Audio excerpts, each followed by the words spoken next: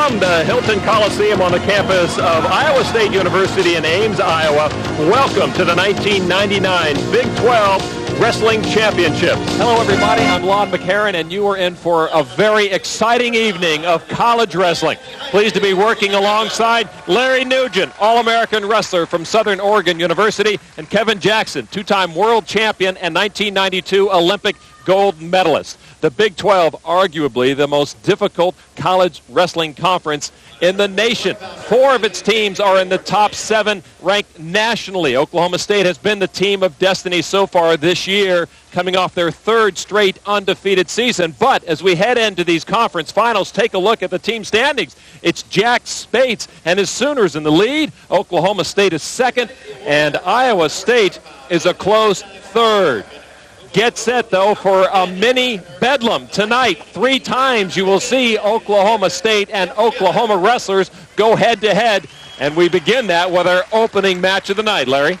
Well, Teague, the defending national champion in his weight class, although only 3rd ranked at this point going into the finals of the Big 12 Conference Championship, will be going against Shane Valdez. Now, these guys have a big history. Teague can knock you around to score, but he's had a little trouble with Shane Valdez this year. They've gone 1-1. The last time they wrestled, Shane Valdez scored a victory over Teague. So we're really looking forward to that one. At 133 pounds, the premier wrestler in the nation now. The only one going for his 3rd national title, Eric Guerrero from Oklahoma State. He's going against Cody Sanderson, who's the oldest of the Sanderson brothers. There's 3 of them at Iowa State. Eric Guerrero's never won a Big 12 championship.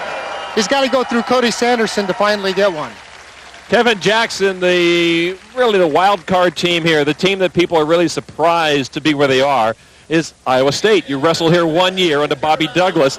I think their strength comes from their 2 big horse freshmen. I like to call them the fabulous freshmen. Joe Heskett and Cael Sanderson, they've wrestled great this year. They're undefeated. They're ranked number 1 in the country, and they're actually the guys that are pushing Bobby's team to try to pull up for 3rd place in this tournament. And, of course, the pinning of Heskett has been the key. Joe Heskett pinned his way into the finals, which isn't surprising because he's been pinning guys all year long. He's wrestling Ty Wilcox from Oklahoma State tonight in the finals. Cael Sanderson will be wrestling Brad Verning from Nebraska. Actually, Verning is the defending Big 12 champion, so that match is going to will be interesting also. And Sanderson with the cut early in that semifinal. He managed to finish it, got plastic surgery from an uncle who lives here in town, and he looks pretty, and he looks ready to go. Anytime you get the Sooners and Cowboys into a room, it is going to be bedlam. It's going to be filled with emotion. And that is certainly the case here at Iowa State University. We had a chance to talk with Oklahoma head coach Jack Spates, how it feels to be in the penthouse looking down at everybody here at the championships. Well, first of all, we remember what Yogi said, it ain't over till it's over. I am very pleased with our wrestlers. We wrestled very aggressively. We've wrestled hard for 7 minutes. We won a couple of key bouts at the end, and that shows character. Little breakdown with Rod Jones, but he carried us all year. We're going to carry him now. If we wrestle the way that we've wrestled this tournament, we continue with that. It's our tournament to win. Kevin, Jack Spates is confident, but he knows there's some work to be done. Hey, Jack's done a great job with OU. He's brought those guys from the basement to national prominence again. He's leading the Big 12 conference right now in points, and he's done a great job. His guys wrestle with enthusiasm. They're all focused, and they come together like a family, and I'm very impressed with the way Oklahoma's wrestling. Oklahoma State head coach John Smith, former teammate of yours. You know him very well. He knows better than anybody else in this building how tough this Big 12 conference really is. Well, one of the things, the team championship in the Big 12 has always been a tight race. I mean, it's not something that's new to us.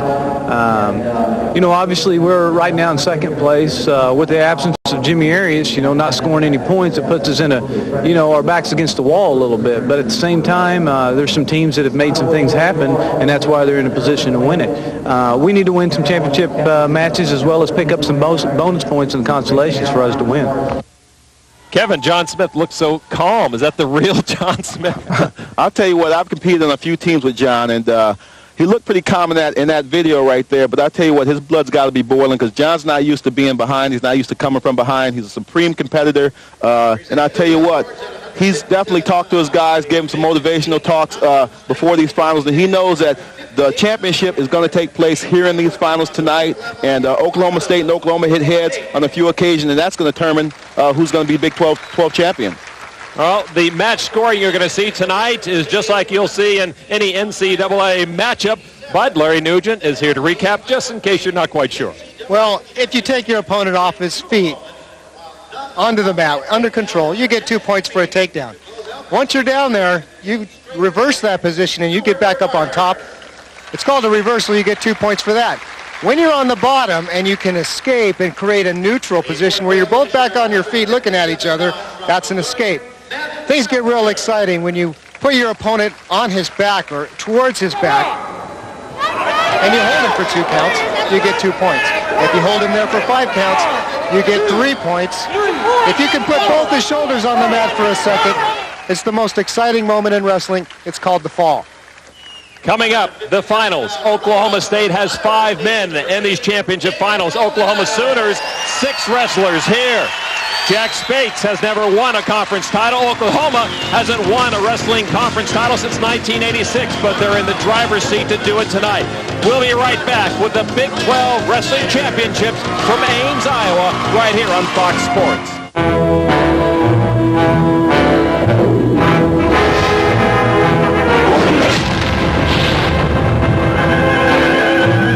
Armed with long-range bombers Paul Pierce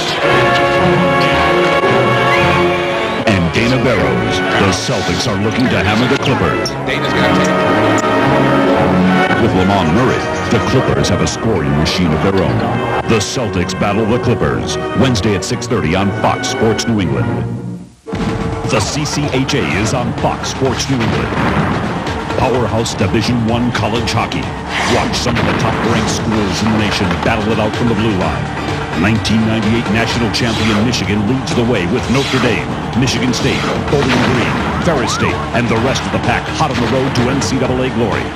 27 years in the making. It's pure adrenaline, non-stop action. The CCHA all season long on Fox Sports New England. Welcome back to Iowa State University. We are just about set to go at 125 pounds. Teague Moore, the number 1 seed in the conference from Oklahoma State. He's a senior, 22-2, defending champ twice here in the Big 12. He is in the orange, taking on Shane Valdez, the number 2 seed in the conference, a senior for Oklahoma with a 30-4 record. These two guys have split the previous 2 meetings this year, and right now it is Valdez on top of Moore.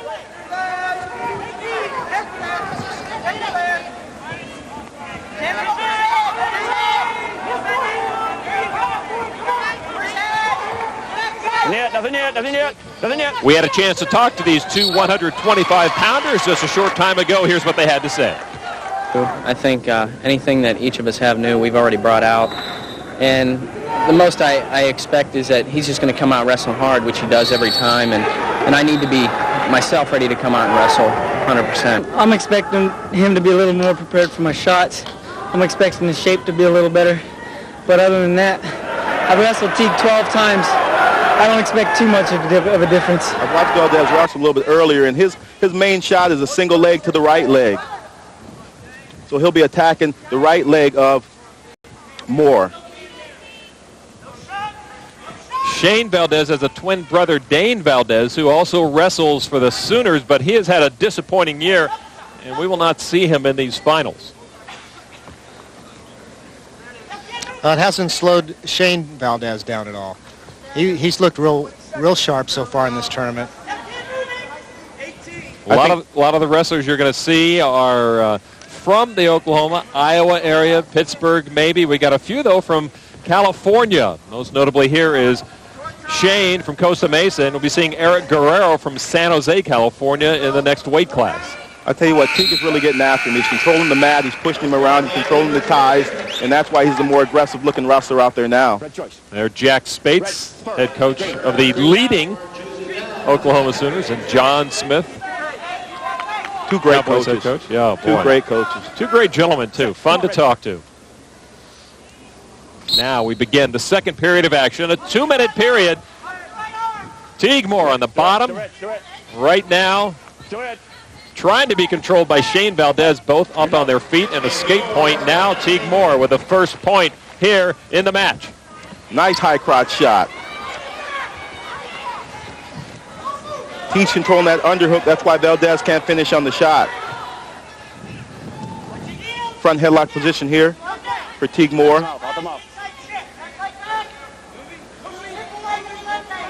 Well, they both opened up a little bit now. Valdez finally opened up a bit, and Moore's been after it the whole time. I think things are heating up. The next 2 rounds are going to be hot. This guy, more than anybody else, wants that conference championship, and he has not had one since he's been at Oklahoma. We mentioned it's been 13 years since Oklahoma has had a wrestling title in the Big 12/Big 8, and it was the Big 8 when they did win it in 1986. I'm a little surprised that there's no takedowns at this point, but right now Teague's in the leg. Double leg Teague Moore down with a 2-point takedown. Excellent. Excellent shot, excellent finish. 3-0. Teague Moore. Right on the edge. Right on the edge. Teague Moore made that happen. I don't think that Shane Valdez really thought that attack was coming on the edge, and he got caught by surprise, got a little flat-footed, got on his heels a little bit, and now he's behind 3-0. 2 seniors wrestling in their final conference championship. Both will be headed to the NCAA championships at Penn State University coming up shortly. The top 3 wrestlers from each weight class and then a few wild card wrestlers from the conference will advance to the NCAA Nationals. Teague's working on that riding time. If he gets a minute worth of riding time by the end of the match, he will be awarded a point if he can have a minute worth of riding time or more. Well, that's a good point, Kevin. Right now, champions are able to make this happen. He's going to concentrate on riding Shane Valdez. Look at him, lift him in the air and bring him back down under control. That takes a lot of energy, and he knows he's going to need that energy later on in the match. It's a real tactical match right now. Shane understands if he can ride him out in this period, he'll take a 3-0 lead into the next period, which is a big advantage for Teague. Shane will really have to fight hard to come back from a 3-0 deficit. 15 seconds now left in the second period, and referee Dave Frisch blows the whistle to stop the action. John Smith wanting the opening salvo. 14 seconds left in the period. 14. There's a lot of things that are important in wrestling, but grip strength is one of them, and for Teague Moore to hold Shane Valdez down now, he's going to have to grip real hard. Nice redrop there by Teague Moore to make this thing stay in his favor. He scored on the edge of the mat earlier here as we have the closing seconds. And there is a buzzer ending the second period. Still 3-0. Teague Moore back to the Big 12 Wrestling Championships in just a moment. Stay with us on Fox Sports. I don't think you know about this. I don't think you're supposed to know about this, but deep inside Jacobs Field in Cleveland, back behind the dugout, there's a room, a secret room, with a sign on it, and the sign reads, sewage ejector. I don't know what goes on inside that room, and I don't know that I want to know what goes on inside of that room.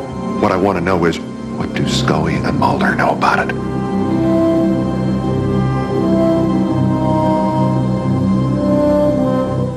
Hi, I'm Walter McCarty. Each year, Fox Sports New England, the Boston Celtics, and the Boys and Girls Club of America team up for the Join the Club campaign, a program designed to encourage kids to join the local Boys and Girls Club. Since 1991, hundreds of clubs throughout New England have participated in this annual basketball tournament designed to teach kids valuable lessons in teamwork, leadership, and honest competition. To find out how to join a club in your area, call the Boys and Girls Clubs of America. Get involved. Join the club! Hey, listen up. I'm the Pounding Patriot. I want you to come out and watch the biggest, baddest, toughest wrestler in town. Get real. I'm Jim Scheer, the Executive Director of USA Wrestling, the national governing body for amateur wrestling in the United States. This year we're celebrating 30 years of national leadership and pride. USA Wrestling offers the best programs and services available, including a wide variety of merchandise and apparel. So let's get real and support amateur wrestling. Call us at 1-800-727-USA1. This season, Big 12 athletes are taking center court, not only athletically, but also in support of another group of athletes, Special Olympians. Each year, athletes, coaches, and administrators from across the conference participate in a variety of Special Olympic activities, from tennis to swimming to track and field. The Big 12 Conference and Special Olympics have formed a winning partnership. Some sports are better for the heart. Special Olympics and the Big 12 Conference, a partnership for life. Welcome back to Ames. Third period action at 125 pounds. Teague Moore in the orange, and there with control of Shane Valdez leads 3-0 in this championship matchup at 125 pounds. Shane desperately needs to get his hips away, get hand control to try to get the escape. He cannot give up riding time in this situation. Right now, Teague has a 1:05 riding time, and that's definitely to his advantage. It was Moore with an escape point and a takedown in the second period, and that has been all the scoring so far here. Teague's definitely riding. I don't see him really trying to turn. I think he's just trying to build up the riding time. I don't see him trying to force Shane to his back at all. Is this a defensive wrestler we're seeing now, Kevin? I think he's trying to hold on to his lead. He knows he's in a great situation. Watch right this. There you see an escape by Shane. Yep. Excellent job of getting his hips out and turning back into the man to get his one-point escape. The first points of the match for Oklahoma, Shane Valdez. Shane has to pick up the pace. He really has to get after Ty. Ty's in a superior position with the 3-1 lead and riding time. A minute and 11 seconds to go here at 125 pounds should we avoid overtime. And there you see Moore run out of bounds, and Eric Guerrero getting warmed up. The two-time national champion will wrestle next. He grew up wrestling in high school nearby with Shane Valdez and his brother Dane. Part of the California connection in Oklahoma. Shane cannot keep can't allow Moore to control the tie-ups like he is. He's getting the underhook on Moore, he's getting the collar tie, and he's really shutting down all Shane's offense.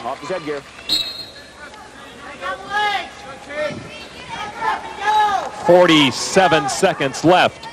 Shane Valdez and Oklahoma running out of time here in the opening matchup of these Big 12 Conference Championships. Great shot. Here's Great the double leg shot. Tied at Perfect 3, but timing. riding time now is the factor. Teague Moore has a 1:15, and now Valdez trying to erase that riding time. Oh, I don't know if they should have stopped that.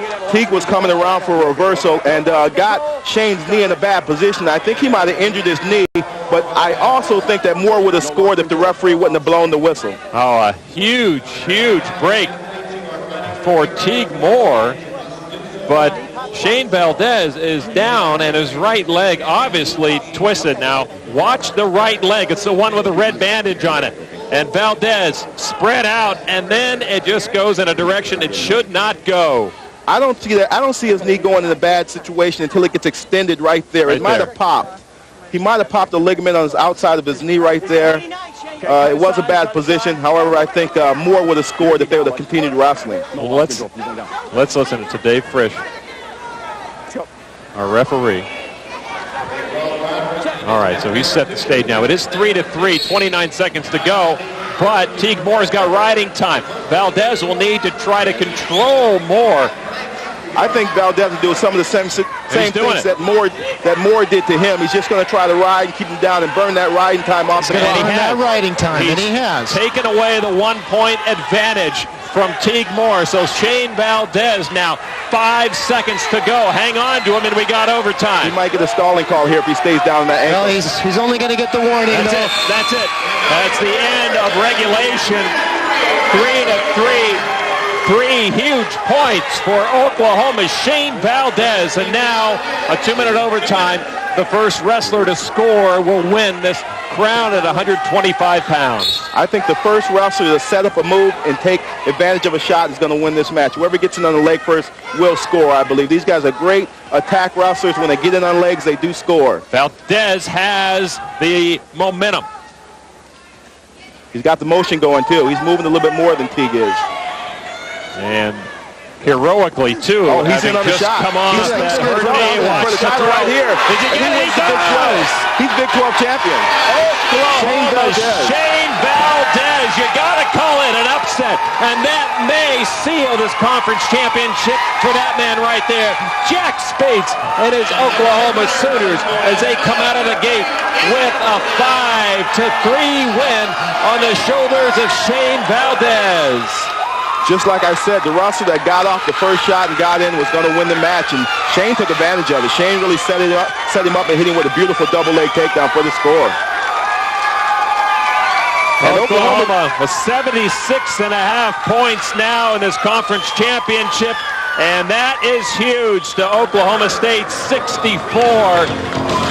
The Cowboys needed that one big. We'll be back to the Hilton Coliseum in Ames, Iowa, and the Big 12 championships right after this on Fox Sports. Meet Wayne Best. He saw the kids in his community without direction and did something about it.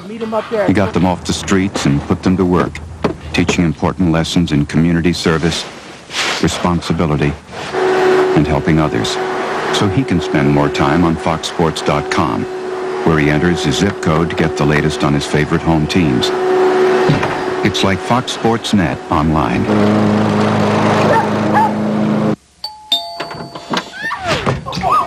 Well, this is what a sorority house looks like.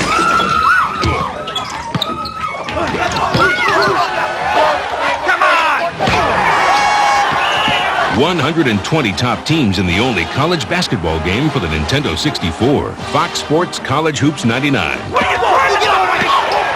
It's easier on your own than the real thing. Funky, donkey. Sports games, Fox attitude. Back to the Big 12 Wrestling Championships. 133 pounds now on the mat. Number 1 seed Eric Guerrero, the senior from Oklahoma State, 25-0, taking on Cody Sanderson.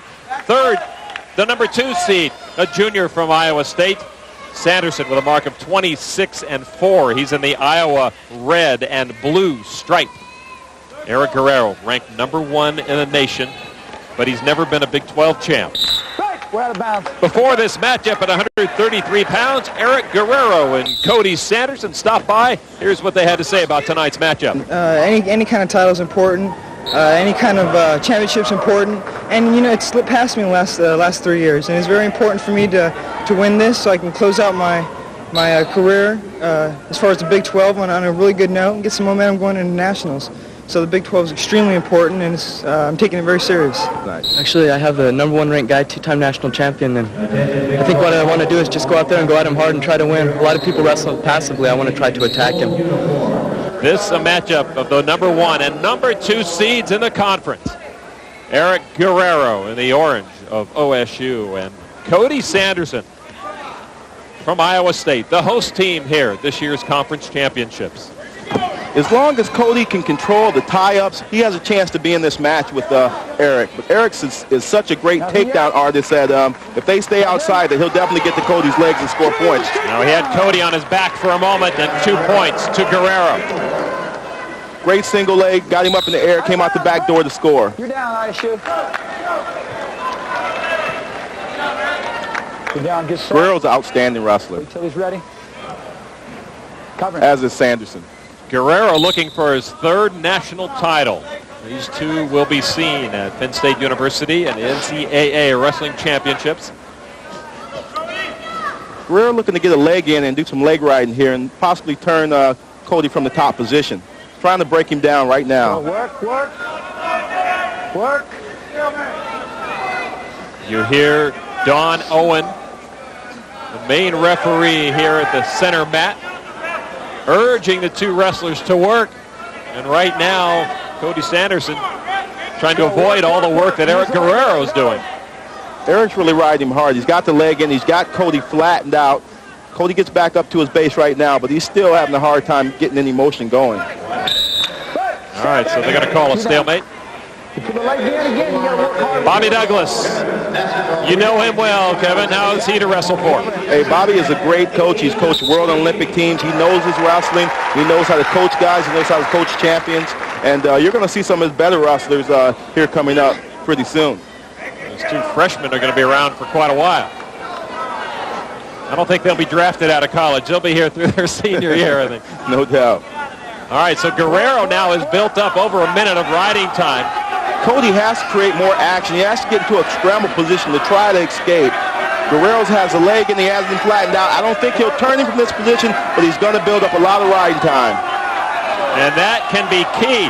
We saw in the opening match, Teague Moore lose his riding time in the third period to Shane Valdez with a 1-point lead. And that could have won him the match, actually. Absolutely would have won the match. John Smith looking carefully on. The great John Smith. #1 wrestler. Eric Guerrero now on top and in control. He's got a 2-0 lead over Cody Sanderson. 10 seconds to go in the opening period. How many times have we seen Guerrero structure his match this way? He's in control of everything. It's Guerrero's match. The whole first round is totally his. Back to the Big 12 Wrestling Championships in just a moment. Stay with us on Fox Sports. Meet Wayne Best. He saw the kids in his community without direction and did something about it. He got them off the streets and put them to work, teaching important lessons in community service, responsibility, and helping others.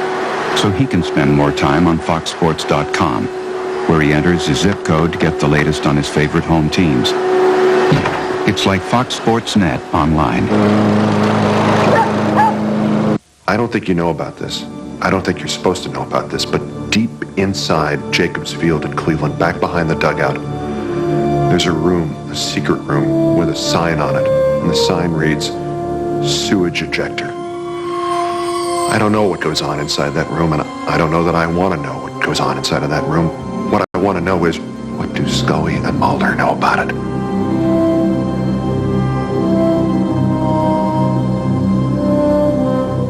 Wrestling, America's most action-packed sporting event. And now you can get inside the action with Amateur Wrestling News, the only publication devoted to all phases of amateur wrestling. Each issue, AWN brings you the inside news on high school and college action, rankings, tournament results, scouting and recruiting reports, camp and equipment information, and much, much more. Each issue is packed with the in-depth articles, no-holds-barred editorials, and cutting-edge photography that have made this the oldest and most respected wrestling publication in the world. And now you can have Amateur Wrestling News delivered to your home for an entire year for just $28. Get all the action, all the excitement, and all the inside news 12 times a year for only $28. Here's how to order. Dial 1-800-275-8551 or send $28 to the address on your screen. Call now and get a free wrestling video with your paid subscription. That's 1-800-275-8551. Guerrero will go down. We begin the second period of action. Eric Guerrero leads Cody Sanderson here at 133 pounds by the score of 2-0. They've met twice this year. We got the same score. Guerrero 2-0 in matches over Sanderson this year. He's working hard to get out. He's trying to free his hands right now and get his hips out. He'll look to turn in and get escape. Granby roll. This is one of Sanderson's fortes. He's a little taller. He's pretty lanky. And he's very, very persistent on top. And if there's anything bad you can say about Guerrero, he has had a tendency to be ridden throughout his career. I think he'll get out of this. Give him 10 seconds. Okay, Lon. Are you counting okay, already, I'm Larry? counting him, buddy. He's looking good. That's a nice position. Hand control. He's getting hand control right now. He's got to get his hips out and turn back into the man. Sanderson's keeping great pressure on him. He is tough. He is tough. And he's out. And he's out. Yep. All right, 15. Hand control, turned back into the man, got his 1 point. Excellent job of hand control. Guerrero leads 3-0 now with that escape point here in the second period. And he did manage to save his riding time. By a mere 5 seconds, he did. Well, Sanderson's going to need another takedown if he wants to get in this match, and if he gets it, it'll be easy to erase that riding time. So he needs to concentrate on taking Guerrero down. Not an easy task. I've watched Sanderson wrestle quite a bit, and he's more upper body technique type of guy, and Guerrero's more lower level technique type of guy, and that's why he's having a hard time really getting to Guerrero, because Guerrero will not go upper body with him. Interesting talking to Guerrero in the last couple of years, Kevin, and he's not concerned himself too much with this Big 12 championship. He has come into this championship hurt, but he's always tried to peak at the NCAAs. Now, as a senior, do you think the championships here are more important? Great high crotch. He switched off to a single leg here. They're on the edge of the mat, so I don't think he'll get a score here. But to answer your question, Lon, I think if he would have won the Big 12 championship a couple times, he wouldn't be saying that. But since he hadn't, and he's won the NCAA tournament, it doesn't matter really how you do throughout the year, but the place to show up is at the NCAA tournament. Nobody remembers anything else but how you do at the NCAA tournament, and I think that's exactly what he's referring to. But he's just so good. He's wrestling as he should, as he can, and these victories are coming natural, and perhaps a conference championship. Lon, I'll tell you what, he's a great wrestler. Not only is he a great wrestler on the collegiate level, he is going to make a great freestyle wrestler, and I look forward to him being in some world championships and possibly the Olympic Games in the near future. Number 3 ranked in the nation, Cody Sanderson. And Cody's no pushover, but Guerrero's dominating this match. Cody has not scored a point. Well, Guerrero's the number 3 ranked wrestler in the entire country of any age group in the freestyle international style. He's proven himself, and I think the United States can look forward to his participation in international competitions for a good many years. That's pretty soft. They're drooling. Come on, they want him. Well, they do. They really, really do. He's proven himself on that level, and he's a dedicated performer. Cody's picked up the pace right here, as you notice. He's banging the head. He's moving the guy. He's really trying to make something happen because he's really trying to score points here. He needs to be animated here in the third period, in the last minute, 27 seconds. Really, he's not out of it. One big throw to a guy's back, and he's right back in this match. Boy, how can you not wrestle well for a guy with that stare? Bobby Douglas, we just saw a moment ago. I don't think I've seen a leg attack by Cody this whole match. He definitely needs to get one off to be able to stay in this match. Guerrero still has the 1 minute 5 seconds of riding time. There you go. He tried the shot. There you see Sanderson go for the right leg of Guerrero. Didn't get it. Now it's Guerrero who goes low on the edge of the mat. Guerrero is so slick. He wants to hold him in. Guerrero's feet are in the mat, so we'll keep the clock running. That's the whole problem with wrestling a guy like Guerrero. He gets a lead on you. You have to pressure him. It goes right into his plan of attack. You pressure him too hard. He slicks you with the high crotch, slicks you with the low single leg, the duck under. He has a whole arsenal of attacks. Sanderson has 42 seconds, and he needs a couple of takedowns. I don't know if he'll get him, Lon. He's just not... Oh, nice high crotch shot. He's going to a crackdown position. Actually, Cody sprawled out on him pretty strong there. Yeah, I think it looked to me there that Sanderson was so focused on himself getting the attack, he almost ignored his defense and let Guerrero get underneath. But here goes Sanderson underneath. There it is! All right. And he's going to be erased up. Oh, he made a mistake there. And he's back into the shot. No, he had to do that. He had, well, you're right, Larry. If he'd held on, he could have erased that riding time. But now, as it is, it's 4-2. Riding time still in the favor of Guerrero, but if Sanderson gets another takedown, he'll get rid of that. Hey, I'll tell you what, Sanderson should have been taking more shots throughout this whole match, and he would have had a chance. All right, stalling warning, a stalling point given against Guerrero. So Sanderson now 4-3 trails. A stalling point hit against Eric Guerrero. And that's it. Riding time goes to Guerrero and a 5-3 victory. And for Eric Guerrero, his first Big 12 championship. Excellent match. Well, you can call that a lot of different ways, but if Sanderson had erased that riding time and if the stalling call was still given, we would have gone into overtime. So 5-3 is the final score. Guerrero over Sanderson. Oklahoma leads the team, scores 76.5 to Oklahoma State's 67. Back with more on Fox Sports after this. Pennsylvania Wrestling Legends, a 60-minute historical documentary on the legends of wrestling in Pennsylvania. Featuring Billy Sheridan, Charlie Spadell, Austin Bishop, Yale versus University of Pennsylvania, 1907, Rex Hugh and Ed Perry, Kirk Pendleton, John Fritz, Andy Metter, Jim and Nate Carr, Darrell Burley, the Bonomo Twins in their famous Ninja Show, Wade Schellis, Kurt Angle, and many more. To order, call the number on the screen, DJ Sportwear, Newport, Pennsylvania. USA Wrestling is the national governing body for the sport of wrestling in the United States. As such, we are the recognized member of the United States Olympic Committee and the International Wrestling Federation.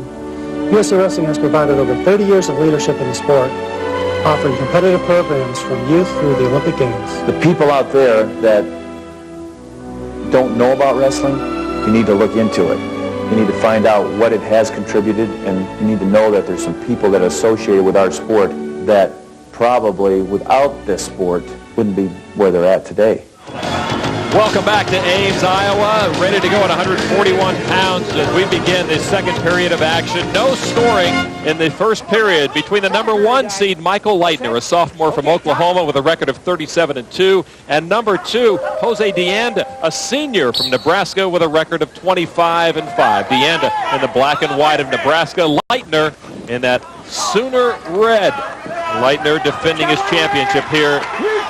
First point going to Nebraska on the escape. Jose DeAnda is really looking fine. He's taken advantage of every little break.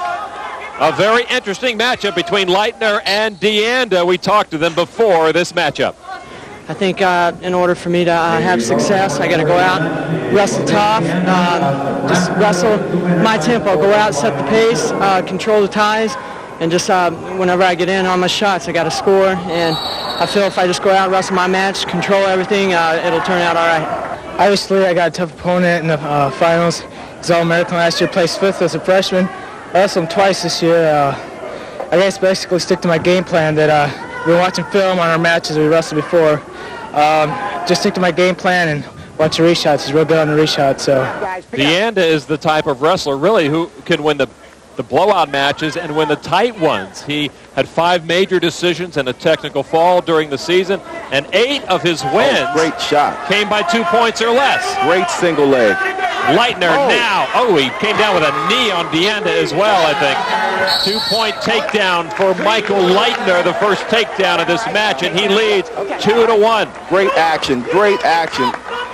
Face this way. Get your shoe. Watch the takedown. Leitner gets him up with a single leg. DeAnda tries to roll to avoid the takedown to create a scramble situation. What Leitner did well, he dropped weight and he controlled the position, and that's why he was able to score. Michael Leitner with that Superman tattoo on that right shoulder, and so far in his career, he's lived up to it. I tell you what, he's 37-2 as a sophomore. He's doing a great job. Well, he and his team are looking to win this Big 12 Conference Championship, but when you talk with them, and I remember hearing Michael talking about this same subject, they want to win the national championship. They look like they're on a roll right now. Jack Spade has them going. I'm really impressed with Oklahoma. I think everybody is, and Oklahoma State has been the team all year long. And now, all of a sudden, you've got the Sooners coming in and taking away the top spot so far. Danny got to his feet. Leitner pushed him off the mat. It's kind of hard when you're trying to escape and you have a guy running you to the edge of the mat. That's one thing I don't like about collegiate wrestling, that they go off the mat a lot, but that's just part of the wrestling, and hopefully these guys have to fight harder to try to stay on the mat so they can get those escapes. Now Leitner in control of DeAnda on edge of the mat. They do call neutral position once again to the middle. We're in that same situation we were in, I think, in the Teague Moore match. If he rides him out in this period, he's taking a 2-1 lead into the third period. It's his advantage, and that's what he's trying to do. Hold him down for these next 17 seconds. It's very important that DeAnda gets out, and it's very important that Leitner keeps him down. So you'll see a hard fight right here. Leitner had his leg wrapped around DeAnda's, trying to avoid anything, and now DeAnda fleeing the mat. Well, it's not called officially fleeing the mat by the referee. 2 seconds to go here in the middle period. Tim Newman, Cornhuskers head coach. He's done an excellent job, too. The Oklahoma and the Oklahoma State connection and the Iowa State connection is historical. But he's brought Nebraska right along with him. Another caution. Talk to me about that, Kevin. What's Leitner doing? Anytime you jump the whistle, it's going to be a caution. Anytime you do any illegal type action, the referee can either call you for a caution or penalize you. What happened right there is he jumped the whistle, therefore he received a caution. 2 cautions result into a point. get a warning and then a caution. Into the second period, Michael Leitner leads 2-1 over Jose Dienda as we get ready for the final 2 minutes here at 141 pounds in the 1999 Big 12 Wrestling Championships. This match is going to take place on its feet. Leitner, if he gets out here, he'll have a 2-point lead. Therefore, Dienda has to take him down in order to tie the match. I think he'll just let him go here. He does. Escape point now for Leitner, who leads 3-1. No riding time right now for either wrestler. I tell you what, Leitner's picked up the pace. He's taking shots and he's getting after him now. He has great motion. Now's the time to go. He's looking very confident at this point. You heard Jack Spates. Now's the time to go. Oh, another single leg attack. Oh, and he held on to him. And now Dienda trying to get outside that circle. He goes with the roll again. He tries to create a scramble situation when they hit the roll. Higher leg's going to win this position. Oh, great scramble. Both wrestlers, great scramble. Dienda's actually in a better position here because he does have the leg. Yeah, he has him up. Can he stand up? No points. Wow, great what action. scramble. Now these guys are in oxygen dead now. Let's see who can be the toughest. 1 minute to go. The pressure's on Dienda. He has to get a takedown to win the match, or to be in the match even. Leitner's not in stall mode, though. He really is coming after Dienda. No, he can't be. He can't be. He's looking to score, no doubt about it. He's a takedown from going to overtime. He does not want to go into overtime, but it was Oklahoma who won the opening matchup in overtime. I think he is backing up a little bit now. Little passing right here. What was at stake? Yeah, referee Bob Triano telling Leitner, let's keep it moving, keep it moving.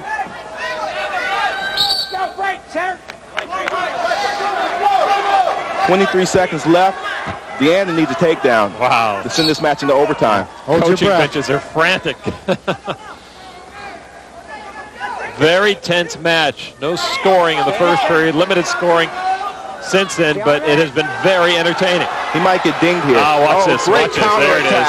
Excellent counterattack. He defended the shot, created an angle, and got in on a double leg takedown. I think that's match, guys. Absolutely is, with 7 seconds to go. Here it is. Dienda takes a shot. He defends. He creates an angle, spins, attacks his legs. 2 points. 5-1 now. It's Michael Leitner getting set to defend his conference championship. Referee, again, Bob Triano. As soon as you're in, I'll go. Top. Another warning. Final seconds. A miracle needed by Dienda, the senior. You're seeing a lot of that. Guys start escaping, guys dropping in on legs. Not to be. Big 12 champion. Michael Leitner, the champion at 141 pounds with a 5-2 victory over Jose Dienda of Nebraska. But more importantly, more team points for the Sooners. They now have 79.5 points. OSU in second place with 67. Very entertaining match. Michael Leitner defending his championship here at the Big 12s. He will be very entertaining indeed to watch at the Nationals. We'll be back. The next weight class, 149 pounds. Stay with us on Fox Sports. Hi, I'm Walter McCarty. Each year, Fox Sports New England, the Boston Celtics, and the Boys and Girls Club of America team up for the Join the Club campaign, a program designed to encourage kids to join the local Boys and Girls Club. Since 1991, hundreds of clubs throughout New England have participated in this annual basketball tournament designed to teach kids valuable lessons in teamwork, leadership, and honest competition. To find out how to join a club in your area, call the Boys and Girls Clubs of America. Get involved. Join the club. Well, this is what a sorority house looks like.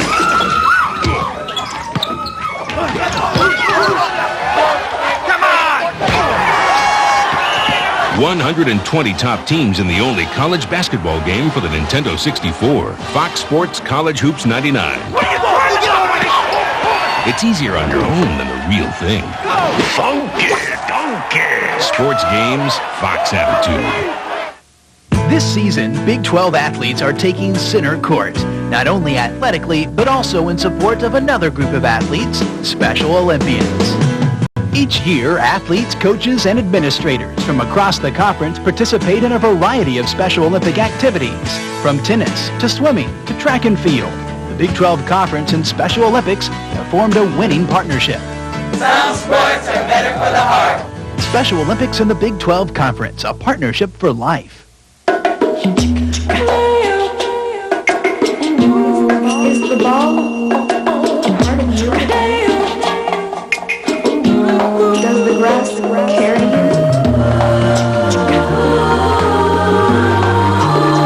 Is the water there to catch you? Do you dream big?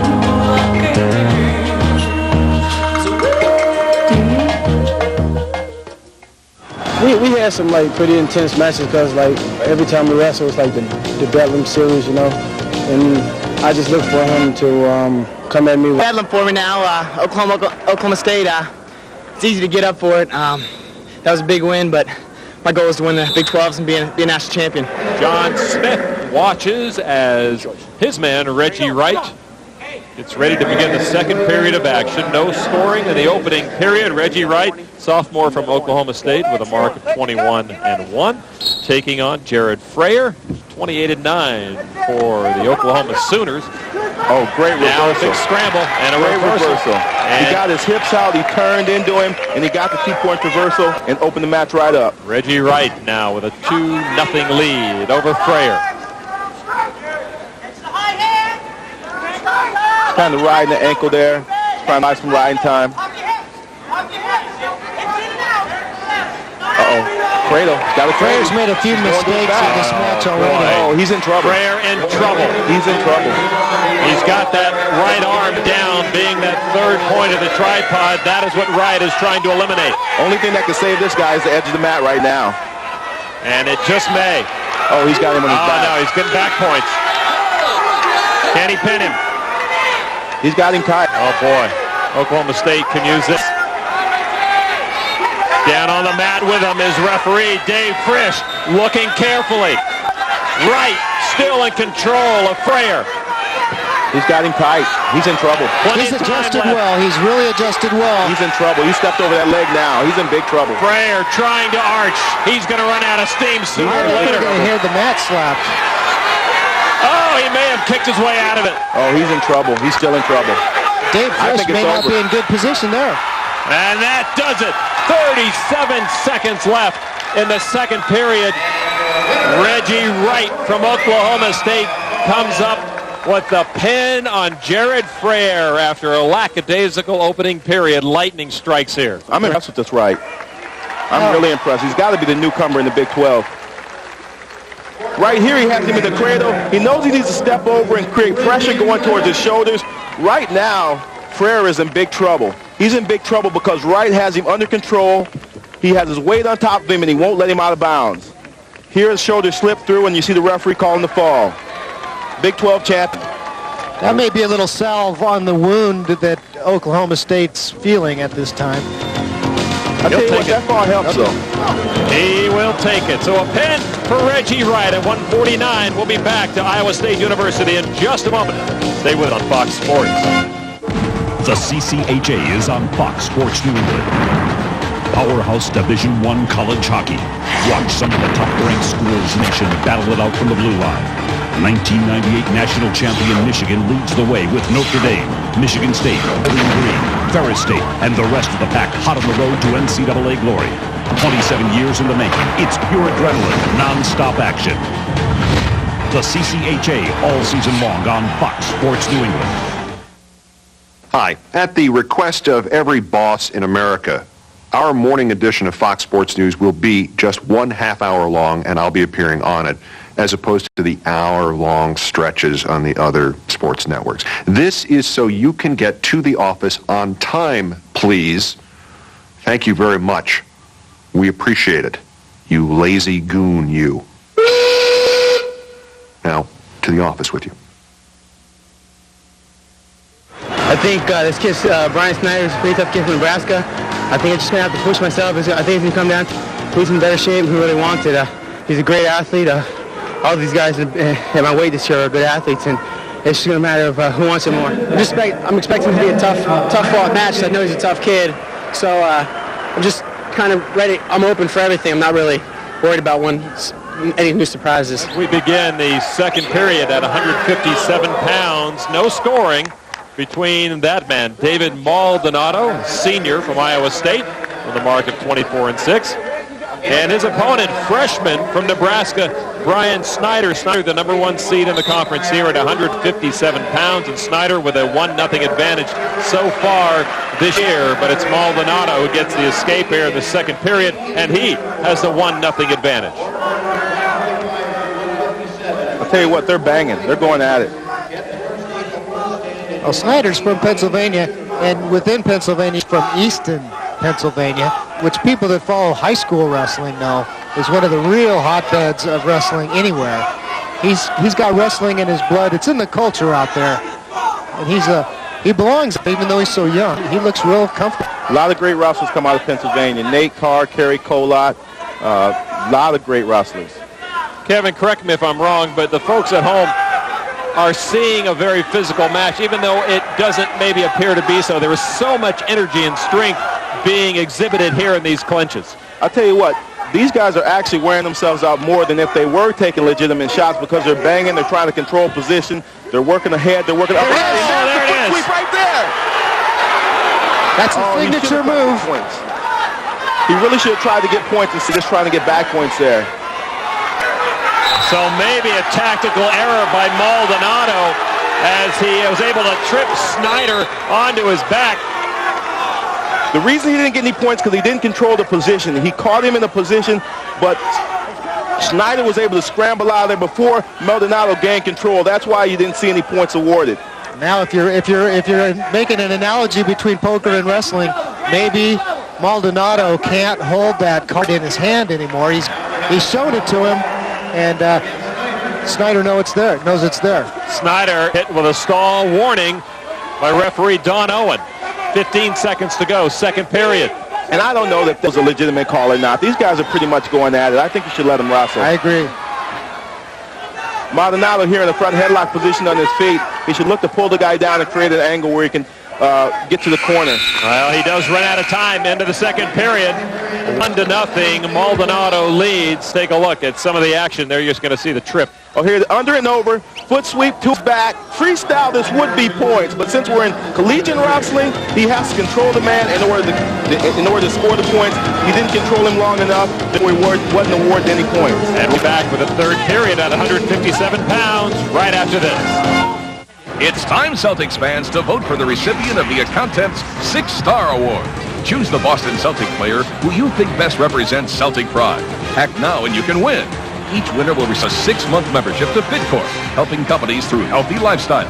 One lucky grand prize winner will receive 2 6-month memberships plus dinner for 2 with Skybox tickets to see a Celtic home game.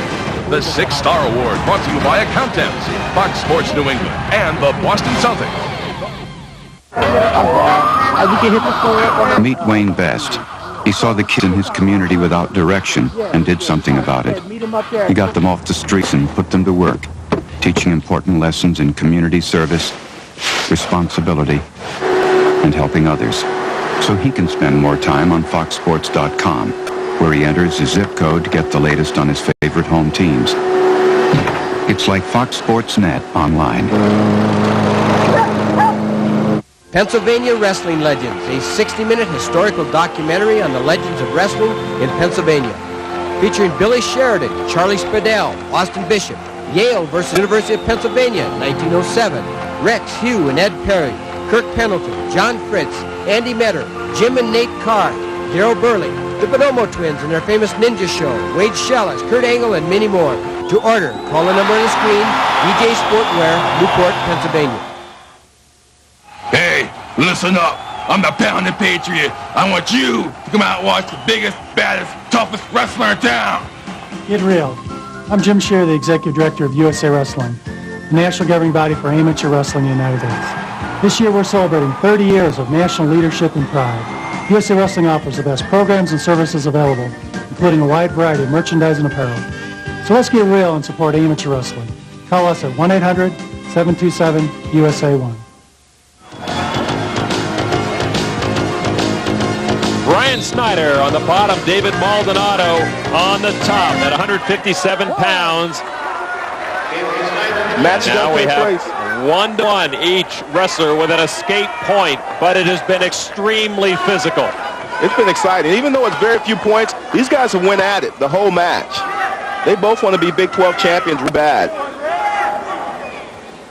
Maldonado's controlling the position. Another foot sweep attempt. I think the momentum has clearly shifted to Iowa State. I'll tell you what, it's his home field advantage here. He should take advantage of it, get this crowd going. Iowa State head coach Bobby Douglas off the chair. Good attempt at a double leg shot. He didn't disguise it very well, though, did he? He said, "Here I come." Yeah, no setup at all. He came with it. It's the freshman Snyder versus the senior Maldonado. Here at 157 pounds, a conference championship here on Iowa State's home floor. You know this is a big match for Maldonado. In his home gym, Big 12 championship, senior year. What a way to go out if he can pull it off. And now the crowd beginning to help Maldonado all that it can. Back to the center. Bobby Douglas, so caring of all his wrestlers, knowing this is the last home meet for Maldonado. Coaches don't get too much more intense than Bobby Douglas. Snyder's looking for an opening, but you know, Maldonado might just shove him away like a matador one of those times as we saw Michael Leitner do early on. I think you're right. One thing we have to realize is that Snyder has been warned for stalling. Another stalling call will cost him the match. He's backing up consistently. No riding time.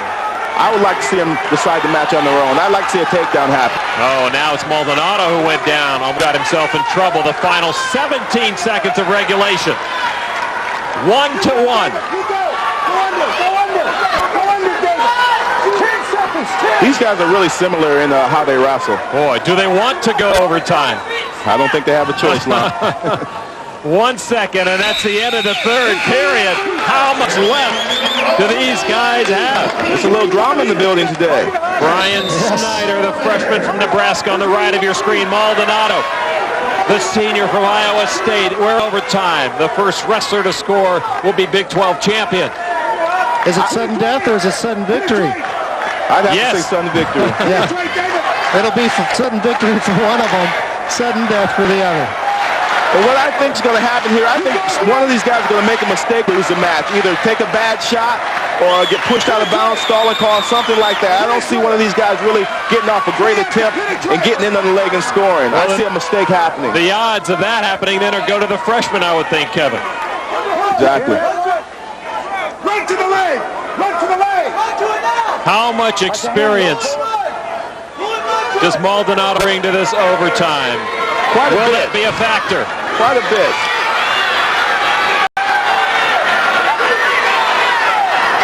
I can't see anything but a stalemate here. Right. 1 minute and 2 seconds left in overtime. As Snyder's pulled up a little bit. It looks like he's got a little spasm in the back. I'll tell you what, Snyder's getting more aggressive. He's taking shots. They're not good shots, but at least he's taking the shot and trying to score points. He doesn't want it to come down to a flip of a coin. Oh, giving Maldonado double underhooks, which could be trouble for him. That's what Maldonado wants. Yes. Maldonado trying to get control and turn it. Gets him out of bounds. Again, 39 seconds to go, and the home crowd urges their man, David Maldonado, on. I don't think that Snyder can afford to get pushed off the mat again. I think they'd hit him for stalling if he gets pushed off the mat one more time. Beautiful. Beautiful Snyder. The freshman. Snyder pulled over David Maldonado, and it was Maldonado who made the mistake. And the senior goes away disappointed. And Brian Snyder, in his freshman year, is Big 12 champion as Maldonado sprints off of this Hilton Coliseum floor. I'll tell you what, I didn't think he'd catch him with the double leg. What happened, Maldonado got caught reaching. Snyder posted Maldonado's arm. That cleared him to get to the leg. He got to his knees, drove through on a strong double leg like we were talking about earlier. Larry, those double legs, you get both legs, they're hard to defend. So that win by that man, Brian Snyder, in overtime, gives Nebraska 57.5 points, Iowa State 55. So Nebraska moves in to third place here at the Big 12 Championships. A great win for Tim Newman, and he's happiest because he's got this man for 3 more years. Back to Ames, Iowa in just a moment.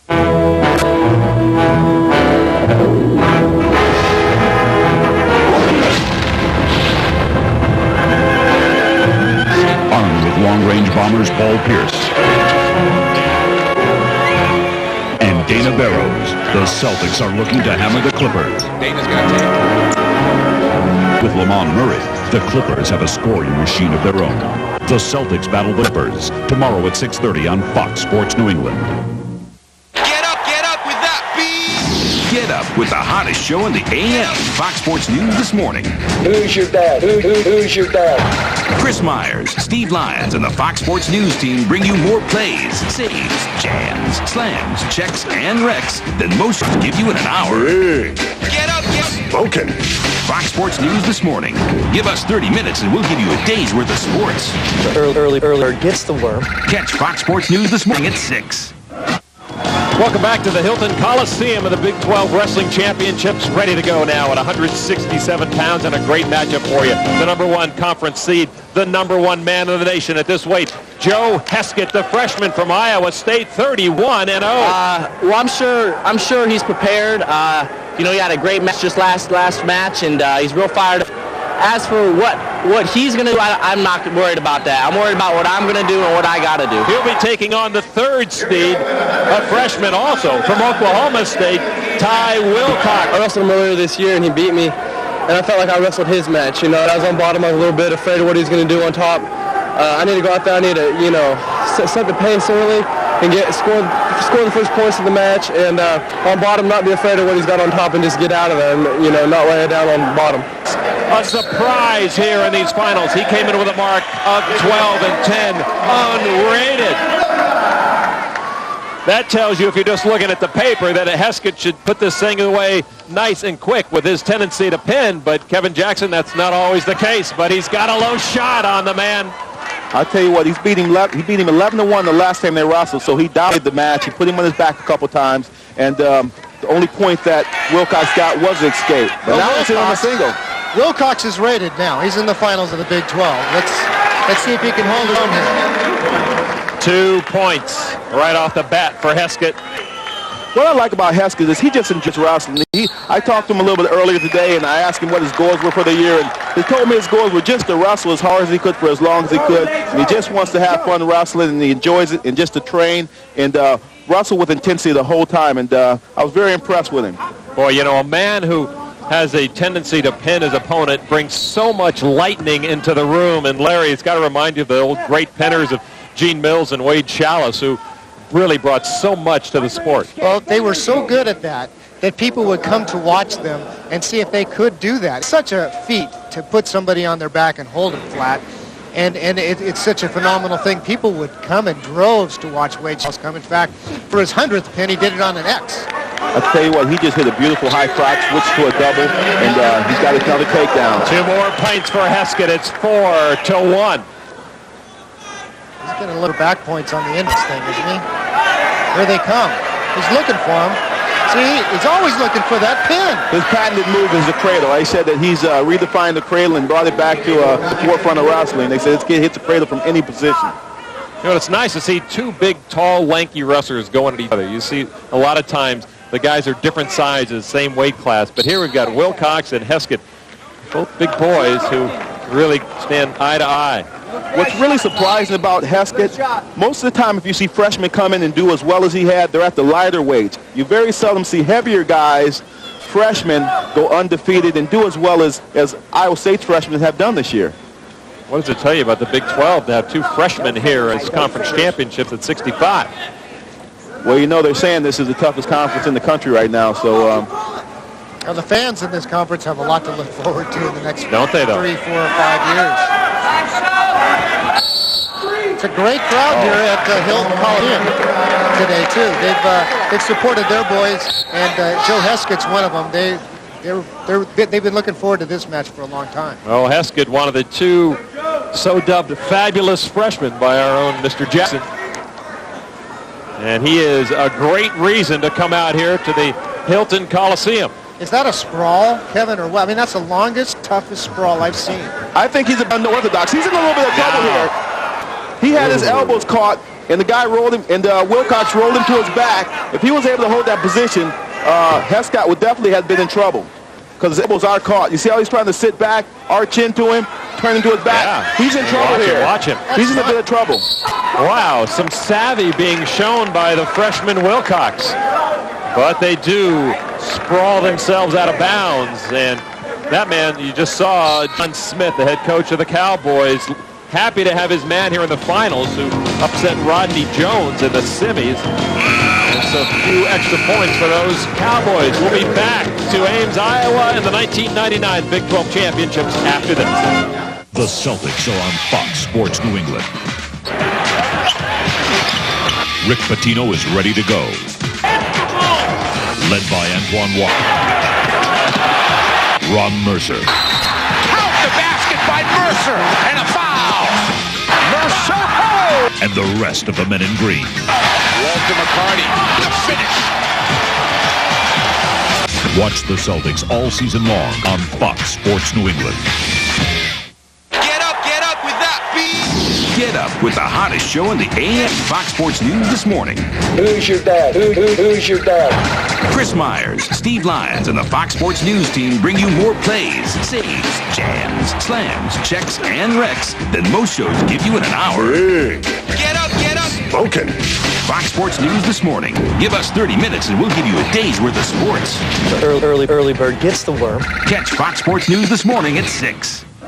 End of the second period, a 4-3 lead for Joe Heskett from Iowa State over Ty Wilcox from Oklahoma State. And you look at riding time, and Heskett with a minute 54 now on Wilcox. So he's almost guaranteed an extra point. It's still a very tight match. It seems like Heskett is dominating the match, but I tell you what, Wilcox is right in it. Oh, yeah. Now Wilcox rolling Heskett. He's similar. He's like you mentioned, Lon. He is. They're both kind of tall and lanky and can come at you from a lot of different places. Wilcox doing a great job staying with Heskett. Wow, a far cry from that 11-1 thumping that Heskett gave Wilcox earlier in the year. Without a doubt. Wilcox has come to wrestle. Throwing those legs in and the cradle. That is why coaches make you wrestlers run with men on your back right there. Excellent job. Wilcox tried to drop down to a single leg. Heskett was waiting for it, turned into him, sprawled. Now he's trying to get his one-point escape. There you have it. 5-3, Heskett. Heskett's dangerous right here. He gets people put on their back. He puts them on their back from neutral positions.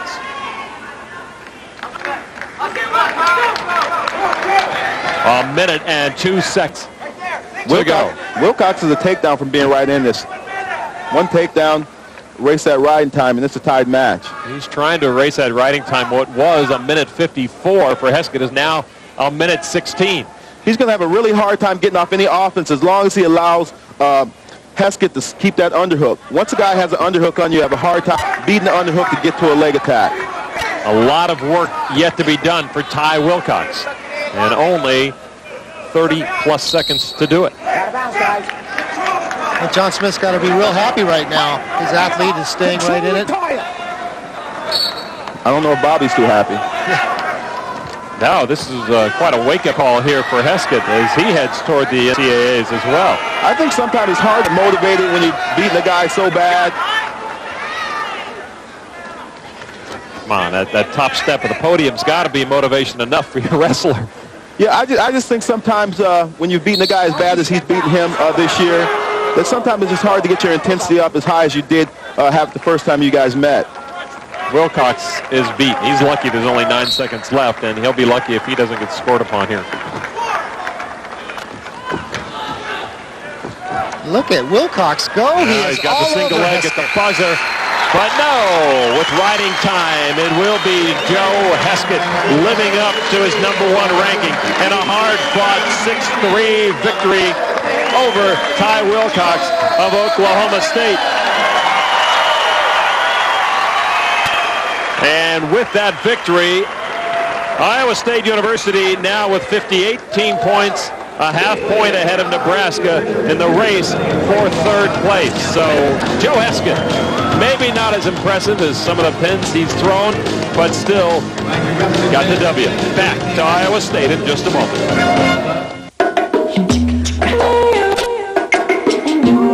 Is the ball part of you? Does the grass carry you?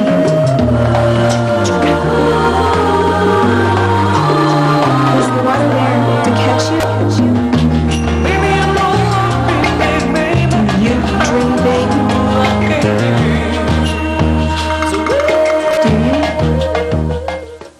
USA Wrestling is a national governing body for the sport of wrestling in the United States. As such, we are the recognized member of the United States Olympic Committee and the International Wrestling Federation. USA Wrestling has provided over 30 years of leadership in the sport, offering competitive programs from youth through the Olympic Games. The people out there that don't know about wrestling, you need to look into it. You need to find out what it has contributed, and you need to know that there's some people that are associated with our sport that probably without this sport wouldn't be where they're at today. Welcome back to the Big 12 Wrestling Championships at Iowa State University. Let us update the team scores now as we get set for 174 pounds. It was Oklahoma 79.5, Oklahoma State 72. Iowa State takes over third place, followed by Nebraska and Missouri. And now we move on to 174 pounds. Bedlam, part 3. Mark Smith, the number 1 seed, the number 1 man in the nation at this weight class, a senior from Oklahoma State with a mark of 30-1, taking on number 2 seed Michael Barger, a freshman from Oklahoma with a mark of 17-15. And you're going to see Mark Smith crouch the entire time. He loves to stay low, always keeping that right knee dragging the mat. He's built in the same mold the rest of the Smith brothers. You know, strong hips, good flexibility, good motion, low-level attacks. I talked to him a little bit earlier today, and he wants to dominate. I want to leave the Big 12 on a good note. You know, I'm working on being dominant, you know, throughout my matches, and hopefully I can finish up with a dominant match and control my opponent and just leave on a good note. It's hard to believe we have another freshman out there in the finals of the Big 12, Michael Barger. Oh, he's in a nice single leg position. He's running into those hips you were talking about, though, exactly. Kevin. Mark's got great position right here. He's popped out to a double leg. Now he's in trouble. Hip position beat him. His hip position beat him. He sprawled out on him. He kept weight on him until he was able to create an angle to spin around the man. Smith, 2-0. Oh, don't let Smith get your wrist and dig it out. That's not a fun place to be. Yeah, he's got it. He's softening Michael Barger up a little bit now on the edge of the mat. Come on. As far as physically, Mark Smith is in the best condition I've seen him throughout his whole career. I think he's really put his time and his total energy into being better this year and being a national champion. Good point. Well, he's at a weight that he wants to be at. There was a guy named Branch, I think, that occupied perhaps the weight class he ideally wanted to be at in the past. See Mark with the leg in now. He's just trying to get some riding time. Looking to turn. Needs to break his opponent down first before he can try to turn, though. There it is right there. He's broken him down. I don't know if the audio can pick this up, but they're working real hard down there. Michael Barger's trying to survive as hard as he can. It's a strain. There's a lot of pressure on that guy. He's just fighting to get to his base right now. He's really not even trying to escape. He's just trying to maintain his base and not get flattened out and turn. And he did a good job of it. And they do call a stalemate, does referee Dave Frisch. And it will be Barger down, Smith up, with Smith leading a 2-0 here with 58 seconds to go in the first period. He cuts him loose.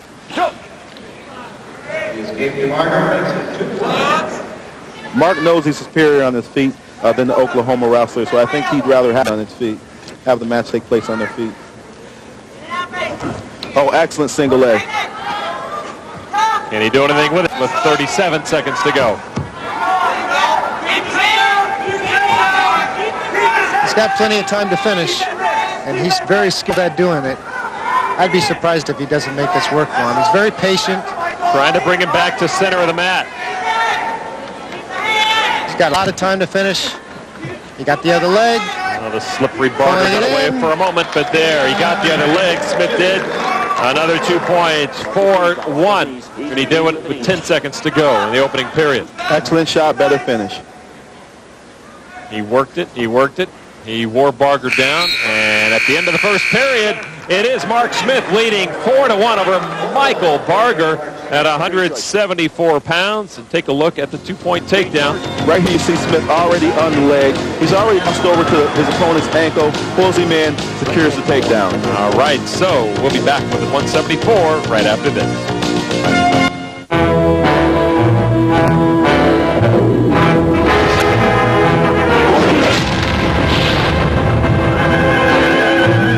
Armed with long-range bombers Paul Pierce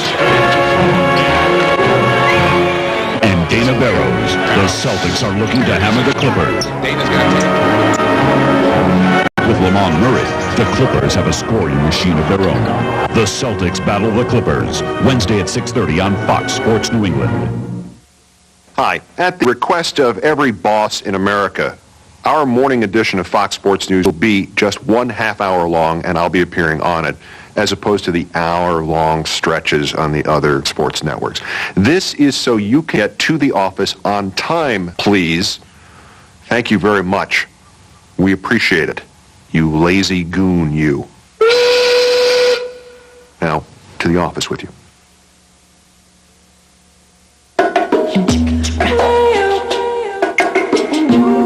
Is the ball a part of you? Does the grass carry you? Is the water there to catch you? You dream big.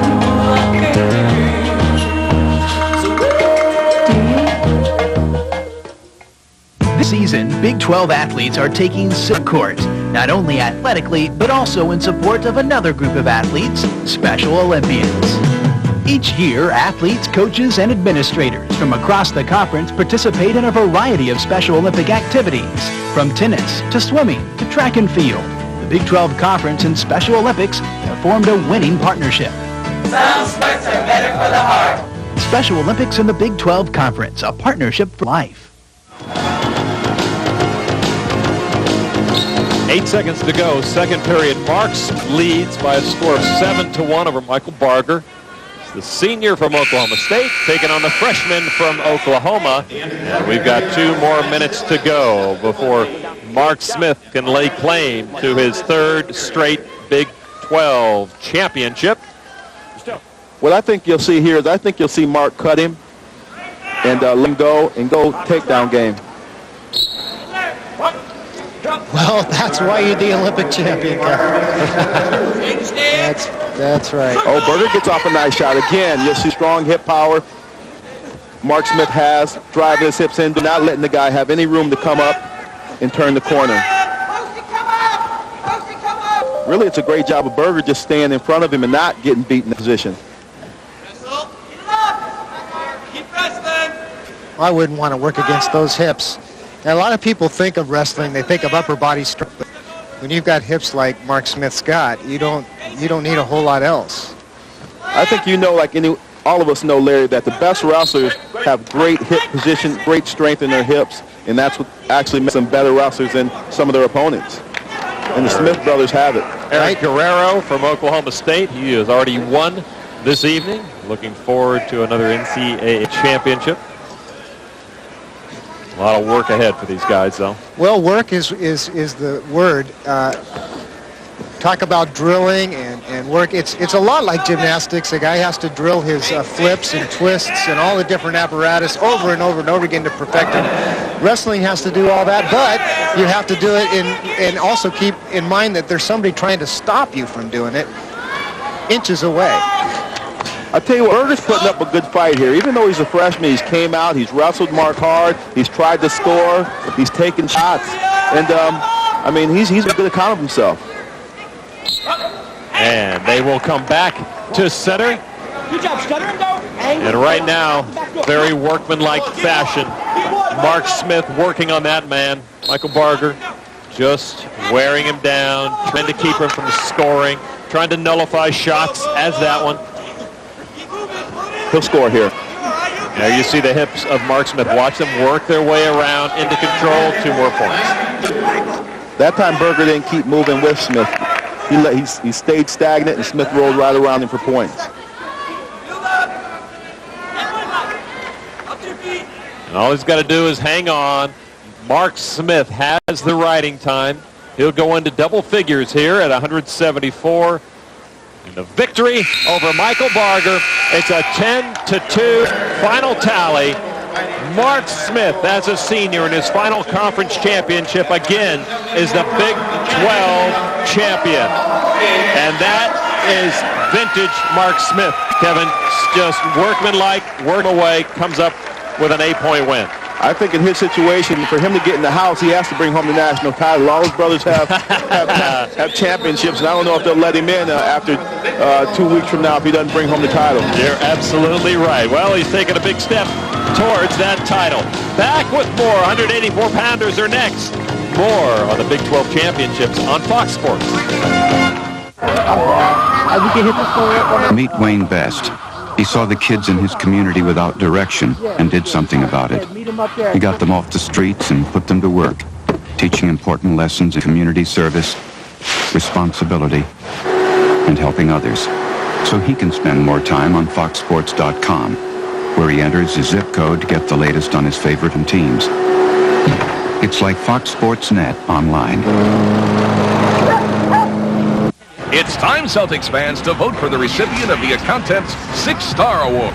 Choose the Boston Celtic player who you think best represents Celtic pride. Act now and you can win. Each winner will receive a 6-month membership to FitCorp, helping companies through healthy lifestyles. One lucky grand prize winner will receive 2 6-month memberships plus dinner for 2 with Skybox tickets to see a Celtic home game. The 6-Star Award brought to you by Accountant, Fox Sports New England, and the Boston Celtics. Welcome back to the 1999 Big 12 Wrestling Championships. 184 pounds now.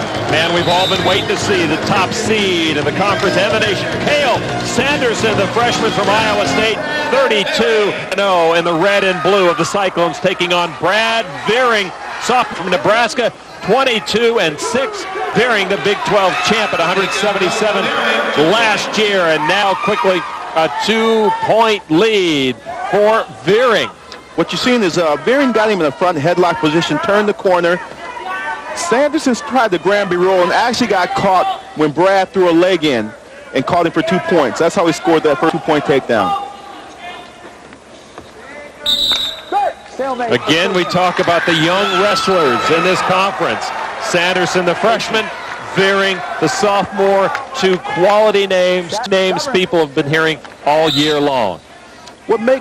What also makes this freshman good, just like Joe Heskett, is he's a little bit unorthodox himself. He does a few moves that you don't normally see out there on the mat. He tries different things and rolls around on his back, Granby rolls. He's just a little different than the normal wrestler. Well, both these guys don't hang their boots up after the season's over. They're both highly ranked on the international scene and within the United States. Veering is a real accomplished Greco-Roman wrestler, and Sanderson as well, also in freestyle. You will see the wrap on the head of Cael Sanderson. A huge cut opened up in the semifinals during his victory. 30-plus stitches to close it. And beautiful job, I might add. His uncle, the plastic surgeon, did. They say about Sanderson, they said he trained so hard, worked so hard during the match. Most guys just can't stay with his intensity or his pace. They end up tiring, and that's when he goes to work on them. Well, they have to work so hard just to get out of his clutch. Oh, that was an excellent dunk under to a body lock to a double leg position. I think if it would have been in the center of the mat, Veering would have had a great chance to score there. Sanderson knows it, too. 2-1. It's going to be an interesting match, guys. Veering with the slim lead here with a minute 10 to go. In the opening period at 184 pounds, the Big 12 Wrestling Championships coming to you from Ames, Iowa. Lon McCarran, Larry Nugent, Kevin Jackson bringing you the action. Here you see Sanderson in on a low shot. He's trying to come out the back door. There it is. Great finish. Excellent finish. To the delight of the Iowa State fans. 3-1, 3-2. Sanderson leads Veering. Going for it again. Still control, still control. Come out the back door again. Now up, you're down.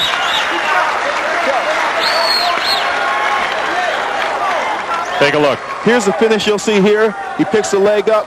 Foot sweeps the opposite leg for the takedown for 2.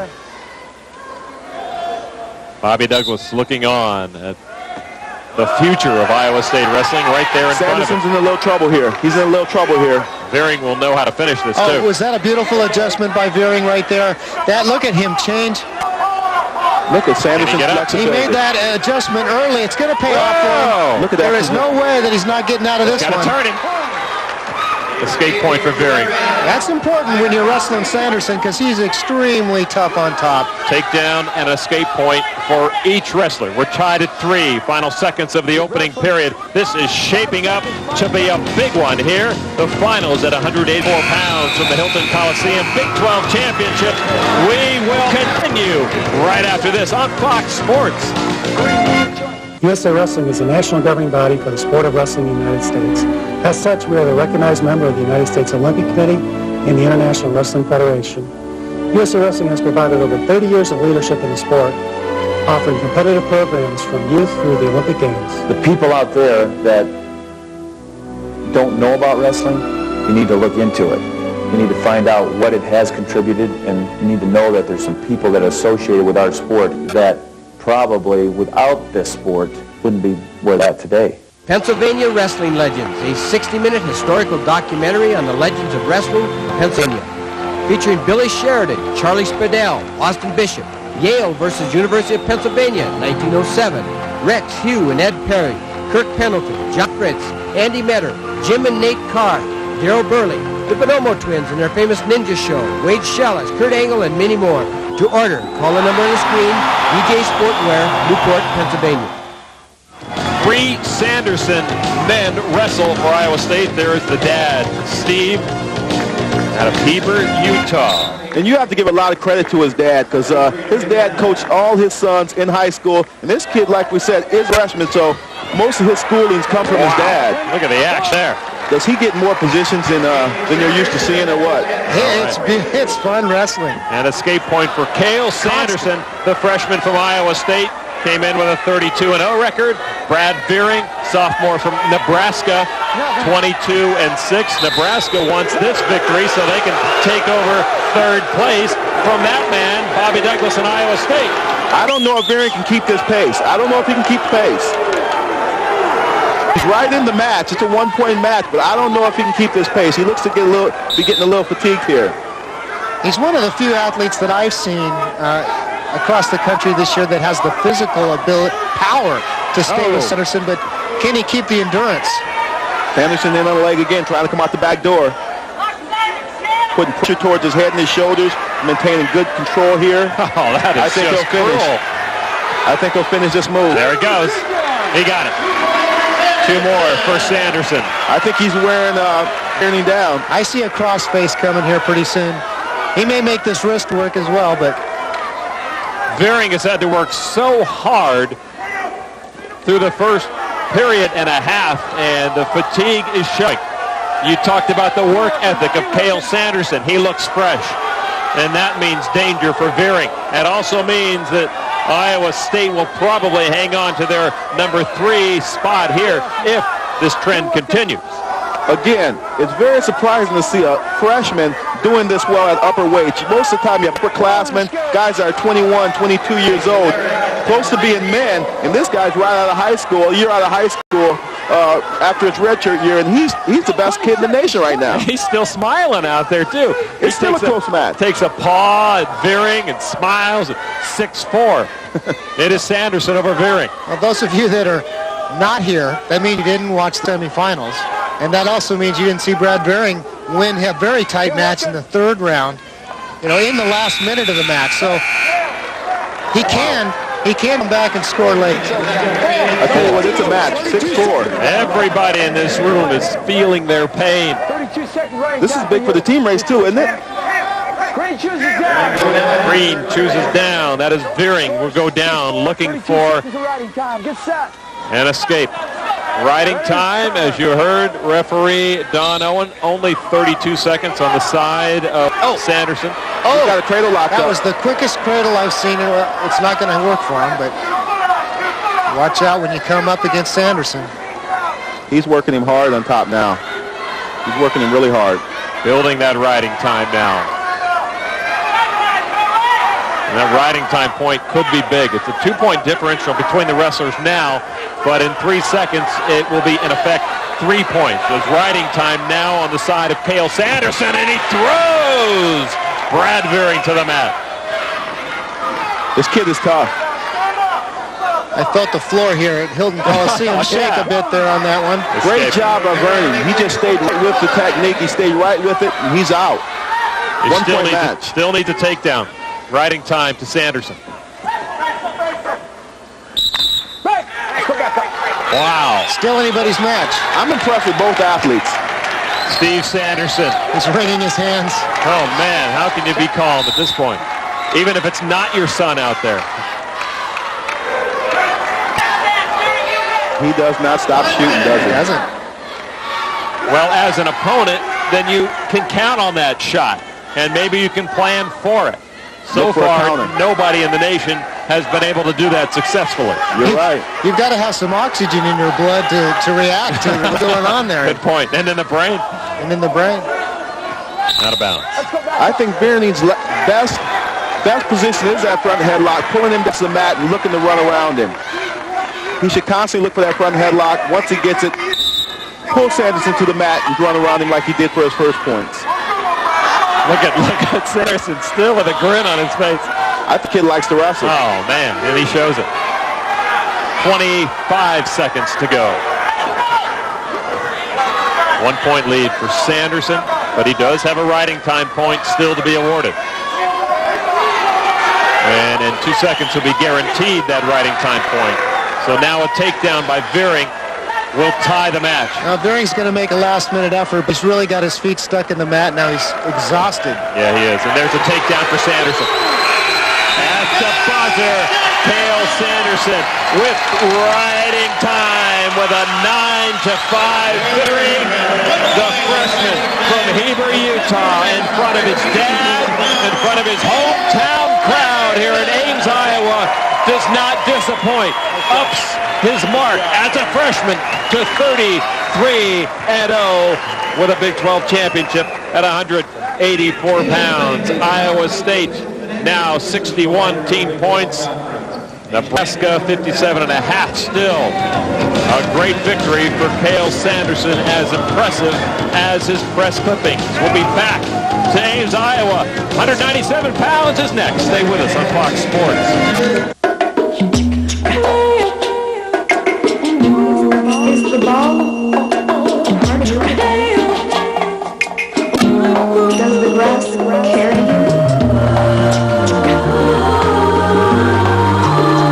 Is the water there to catch you? You dream big.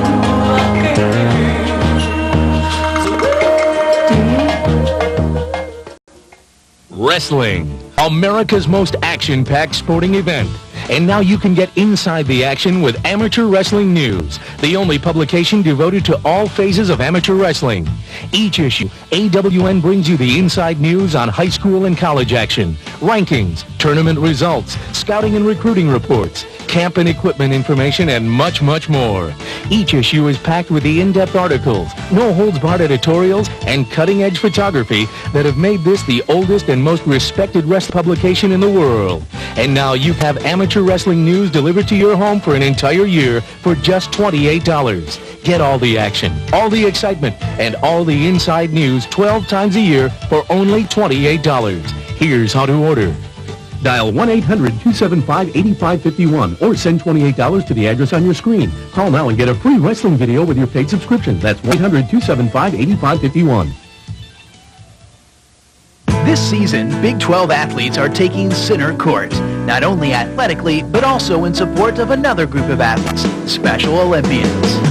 Each year, athletes, coaches, and administrators from across the conference participate in a variety of Special Olympic activities, from tennis to swimming to track and field.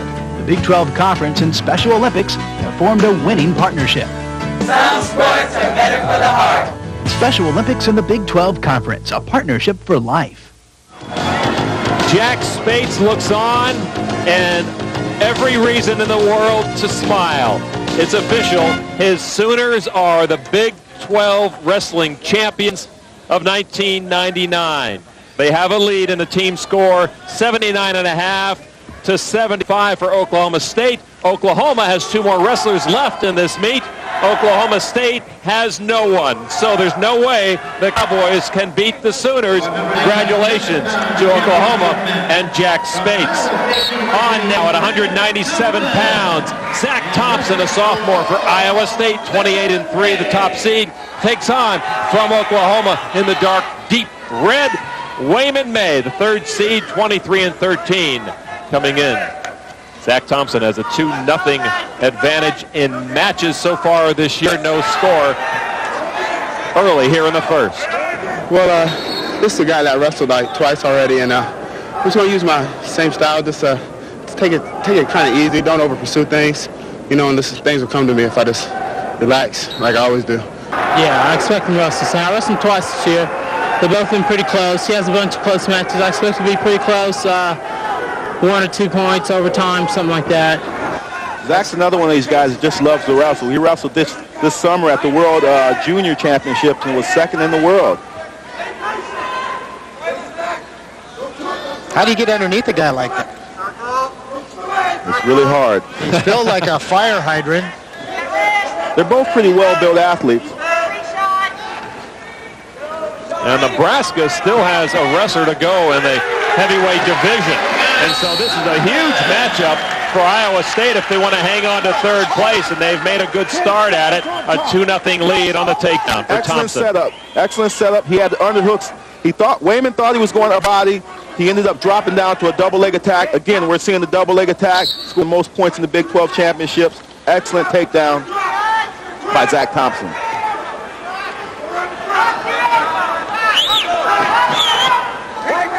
Can you work with Bruce Burnett, the national team coach now at USA Wrestling, and it's great to have you there, and I think we're going to see a lot more double legs on the U.S. national team in the future, having you there. Well, you know that was always my favorite takedown, and if you can secure both legs, it's going to make the takedown much easier than having one. You made a believer out of me today because there's lots of examples of what you're saying being true right here. Jack Spates can look on a little more calmly. Still his top seed in Zach Thompson. I'm sorry, number 3 seed in Wayman May. Plenty of work to do. Finds himself down 2-1 to Zach Thompson of Iowa State in front of his hometown crowd here at Iowa State University in Ames, Iowa. Zach is really controlling the tie-ups, really controlling the mat. He's pushing the Oklahoma wrestler all over the mat because he is controlling the tie-ups. The collar ties, the underhooks, the wrist controls. That's why you see the Oklahoma wrestler on the edge of the mat. Absolutely. Bobby Douglas would like to see a stalling call out there. I tell you, that coach right there is intense. And you know firsthand. Oh. Having spent a year under his tutelage. I've had Bobby in my corner on a number of occasions.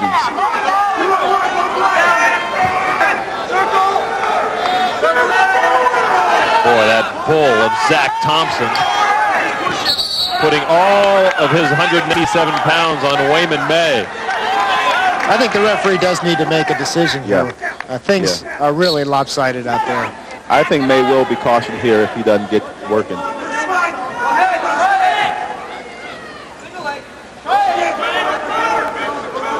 You want to see the wrestlers make the nice single leg snatch. Better finish. There it is. There's the finish. Nice finish. 4-1. That's the way you like to see the matches decided by the wrestlers. Exactly. But sometimes the referees need to guide them into the right mode. I don't suspect he will let him go with 4 seconds to go. And that's the end of the first period. A 4-1 lead for Zach Thompson over Wayman May, and a beautiful finish to a nice takedown.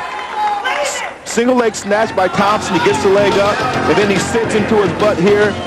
Back step, drives him down, secures the takedown. Great technique. Back to the 1999 Big 12 Championships after this. This season, Big 12 athletes are taking center court, not only athletically, but also in support of another group of athletes, Special Olympians. Each year, athletes, coaches, and administrators from across the conference participate in a variety of Special Olympic activities, from tennis to swimming to track and field. The Big 12 Conference and Special Olympics have formed a winning partnership.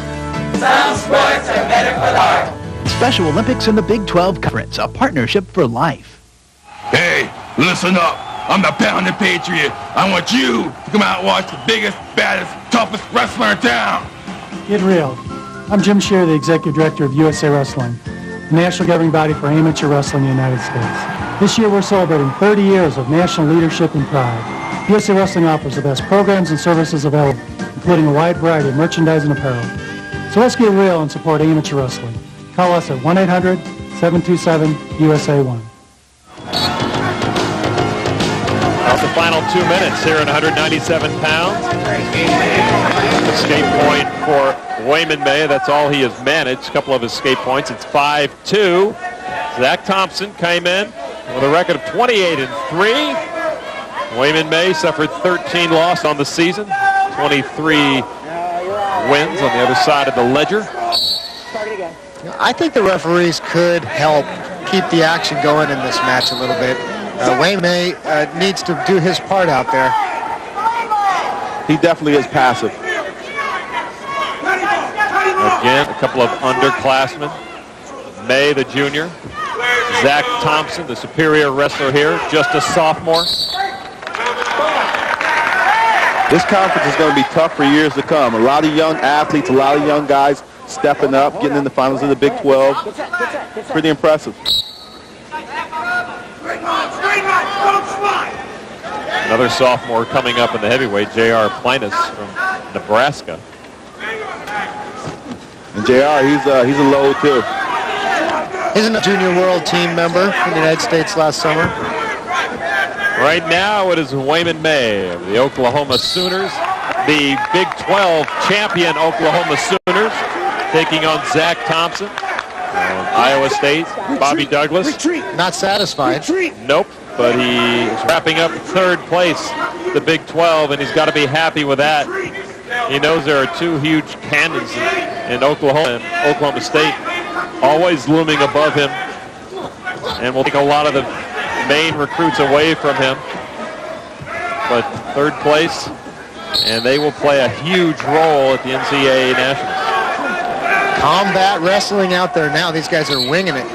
I wouldn't be surprised if Bobby's team up in the top 4, top 5 this year. He has some individuals that definitely can make the finals and definitely win the tournament. Iowa State currently ranked 7th, but I agree. I think you'll find them up there a bit higher when the dust settles at Penn State. You know, if Wayman May had opened up earlier, maybe he could have made this a little closer. But he's waited till the match is almost over to make some serious attempts.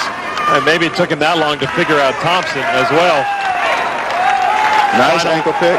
Final seconds, and there it is. No riding time.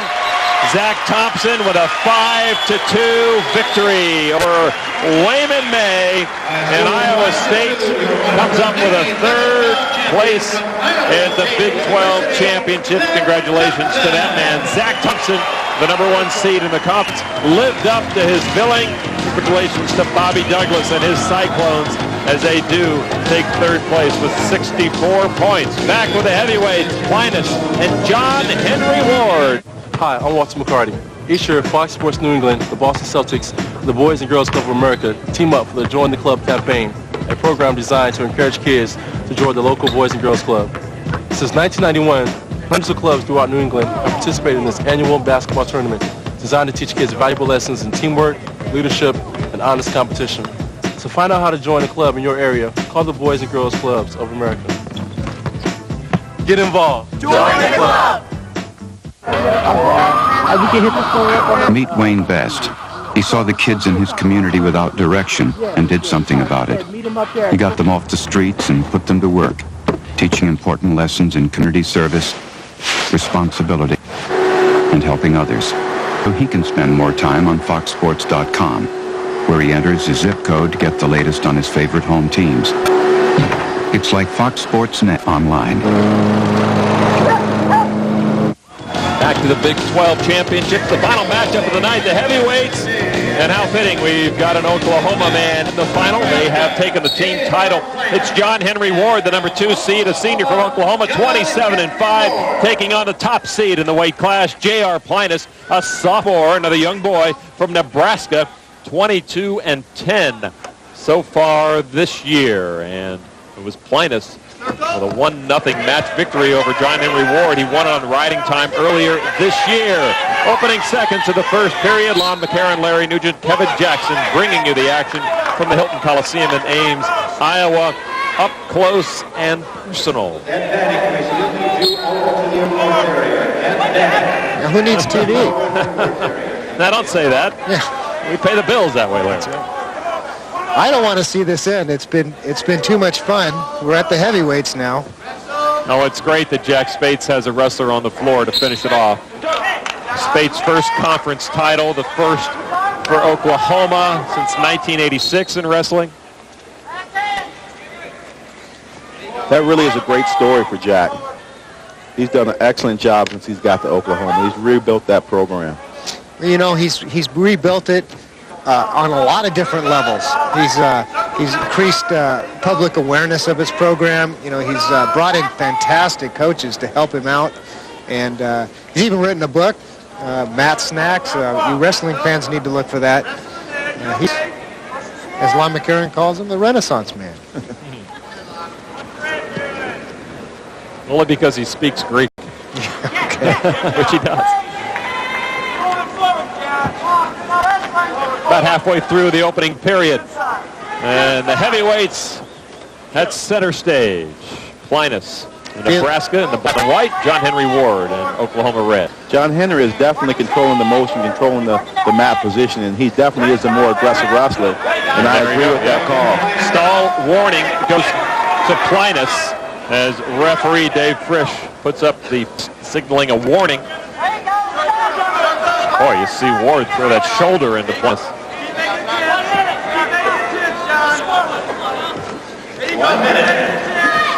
Now Plinus, when he moves through everybody, though. Where'd that come from? Well, see, the referees can't help. Should have come 2 minutes before. He likes the upper body techniques. He likes to get the underhooks and throw-bys and knee attacks off the underhook. And if you give him that position, he'll be a hard man to beat.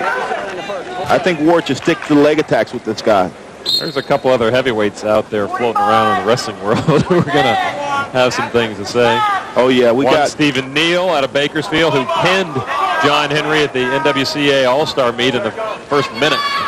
Stephen Neal is actually world-class. He's head and shoulders above the rest of the field, I think. Guy from Minnesota is also a tough wrestler. But Stephen Neal's competed at the world or international level. He's competed at the national championships and taken third to Baumgartner Erickson, which are the two best guys that our country's seen in a long time. And the Minnesota wrestler you alluded to, Brock Lesnar, ranked second now, really coming out of nowhere.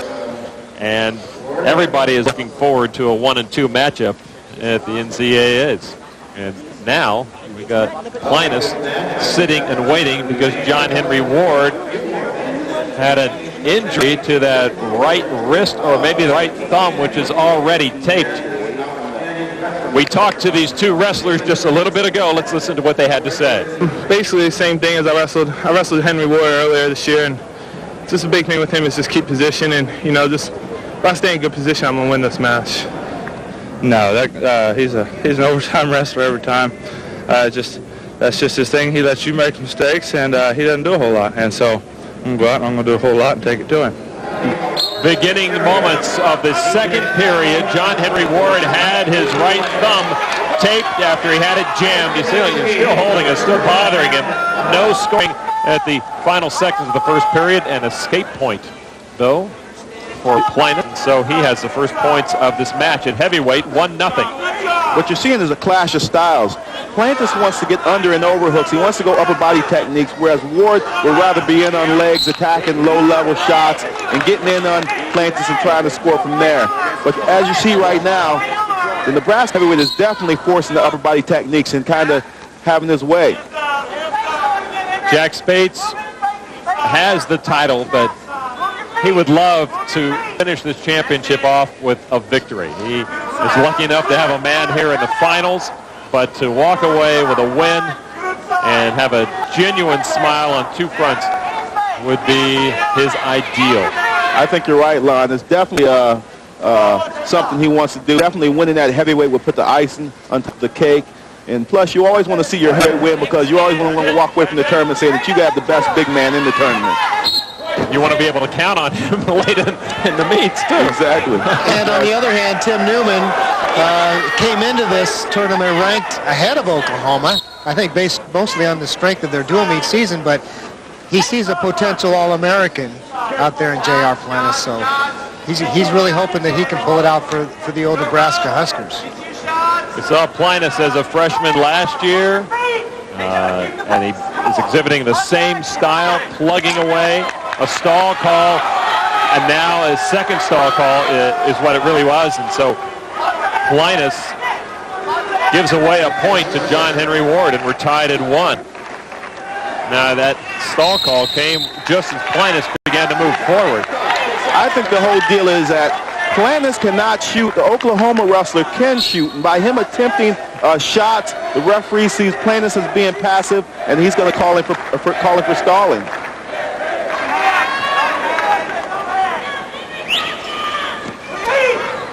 Because they're really not great shots. They're kind of like half attempts, and Plantis could actually do the same thing, and maybe he should to get that call back. I agree. I think Plantis could finish a leg attack if he attempt one, make the initiative to do it.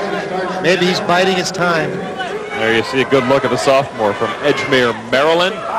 22-10 coming into this matchup, and the taped hand of John Henry Ward in a very difficult position. It's a jammed thumb, and every time he goes in for a shot on Plantis just needs to move to the side a little bit, and then that thumb gets bent back again, and we've heard John Henry scream in pain as he does go and attempt the shot. I actually think Plantis is the better athlete and the bigger, stronger of the two. Well, it is John Henry Ward with a 2-1 lead, with 1:42 to go in this heavyweight matchup. I just think he's getting outworked by Ward. Now, there was another one of those leg attacks that really aren't designed to be finished, but the referees see them working, and he's doing something that's better than nothing. I'd have to agree with you there. He's just outworking Plantis. That's the bottom line. He's moving, he's faking shots, he's attempting half shots, and outworking him to this point. Yeah, Plantis is dancing a little bit. He's moving forward, but again, not going for the leg. And there you see the activity that the referees like from John Henry Ward. And I wouldn't be surprised to see Dave Frisch hit him again if the action goes out of bounds with Ward in on a leg like that. Well, Frisch has been an official for a long time, NCAA championships for years and years and years, and has a reputation of making those kind of calls when they're necessary. I think he might not want to see Ward lose on a takedown after Plantis has been so inactive. You're absolutely right, man. And there's a stalling. There we have it. And the point. Now Plantis has got to go. And I think he will. I think Plantis will. We'll see what he's got. He's only got 39 seconds to show it. It's a 3-1 lead. John Henry Ward. Plantis goes low. Beautifully combated by Ward. What I like about this, though, at least going for it. At least he's trying to score. At least he's trying to get a shot off and create action. A lot of times you see athletes behind by points not creating enough action to score. Plantis is getting after it. I agree, but he had to do it earlier, too, I think, Kevin. I agree also. And John Henry Ward has earned the right to do a little backing up now. Absolutely, because Plantis has set the standard of backing up. Again, I'd like to see that. I'd like to see Ward take that shot out of bounds before the whistle was blown. Keep going. Ward just outworking him. 15 seconds to go. The icing is being opened for Jack Spates here in the heavyweight division. The cake is already bought and paid for. Well, that is the story of this tournament. Oklahoma still shooting John Henry Ward. There you go in the final second. Exactly what you want to see. A 3-1 victory. John Henry Ward over J.R. Plants in the heavyweight division. And a victorious smile both for Ward and for head coach Jack Spates. Congratulations. The big boy puts it up. And a great feather in his cap, and he's got a lot of work to do if he wants to find the top step at the NCAAs at Penn State. We will be right back to have a final word and a talk with that man. Jack, stay with us. This is Fox Sports. Congratulations to the Sooners. This season, Big 12 athletes are taking center court, not only athletically, but also in support of another group of athletes, Special Olympians. Each year, athletes, coaches, and administrators from across the conference participate in a variety of Special Olympic activities.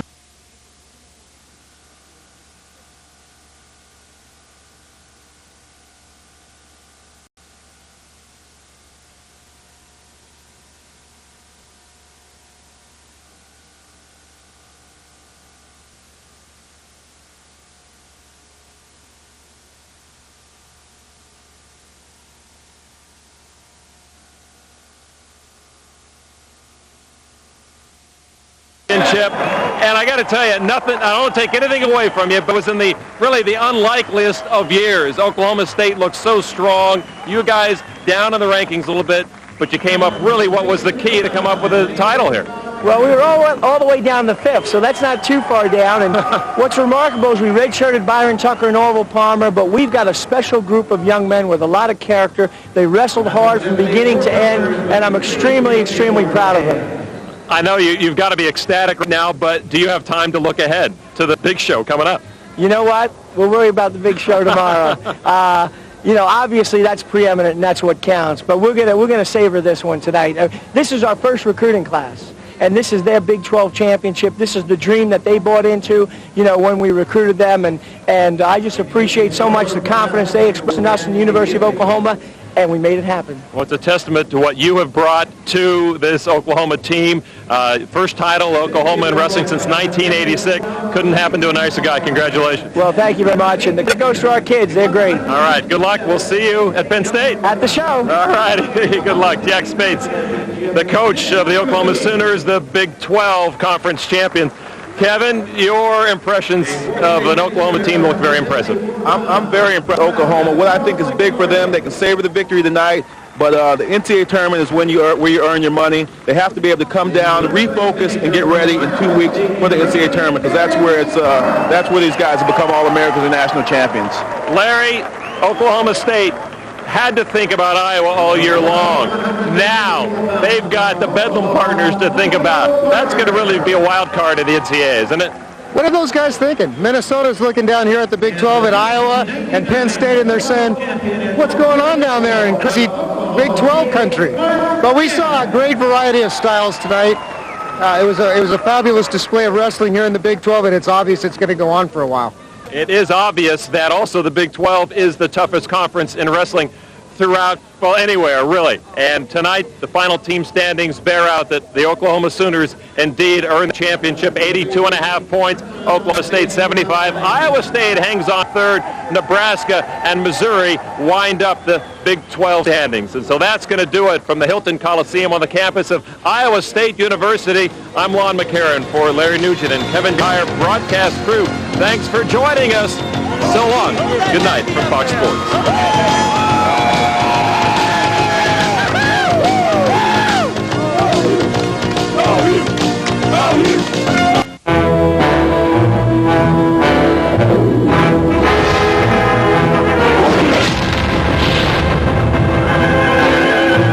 Armed with long-range bombers Paul Pierce,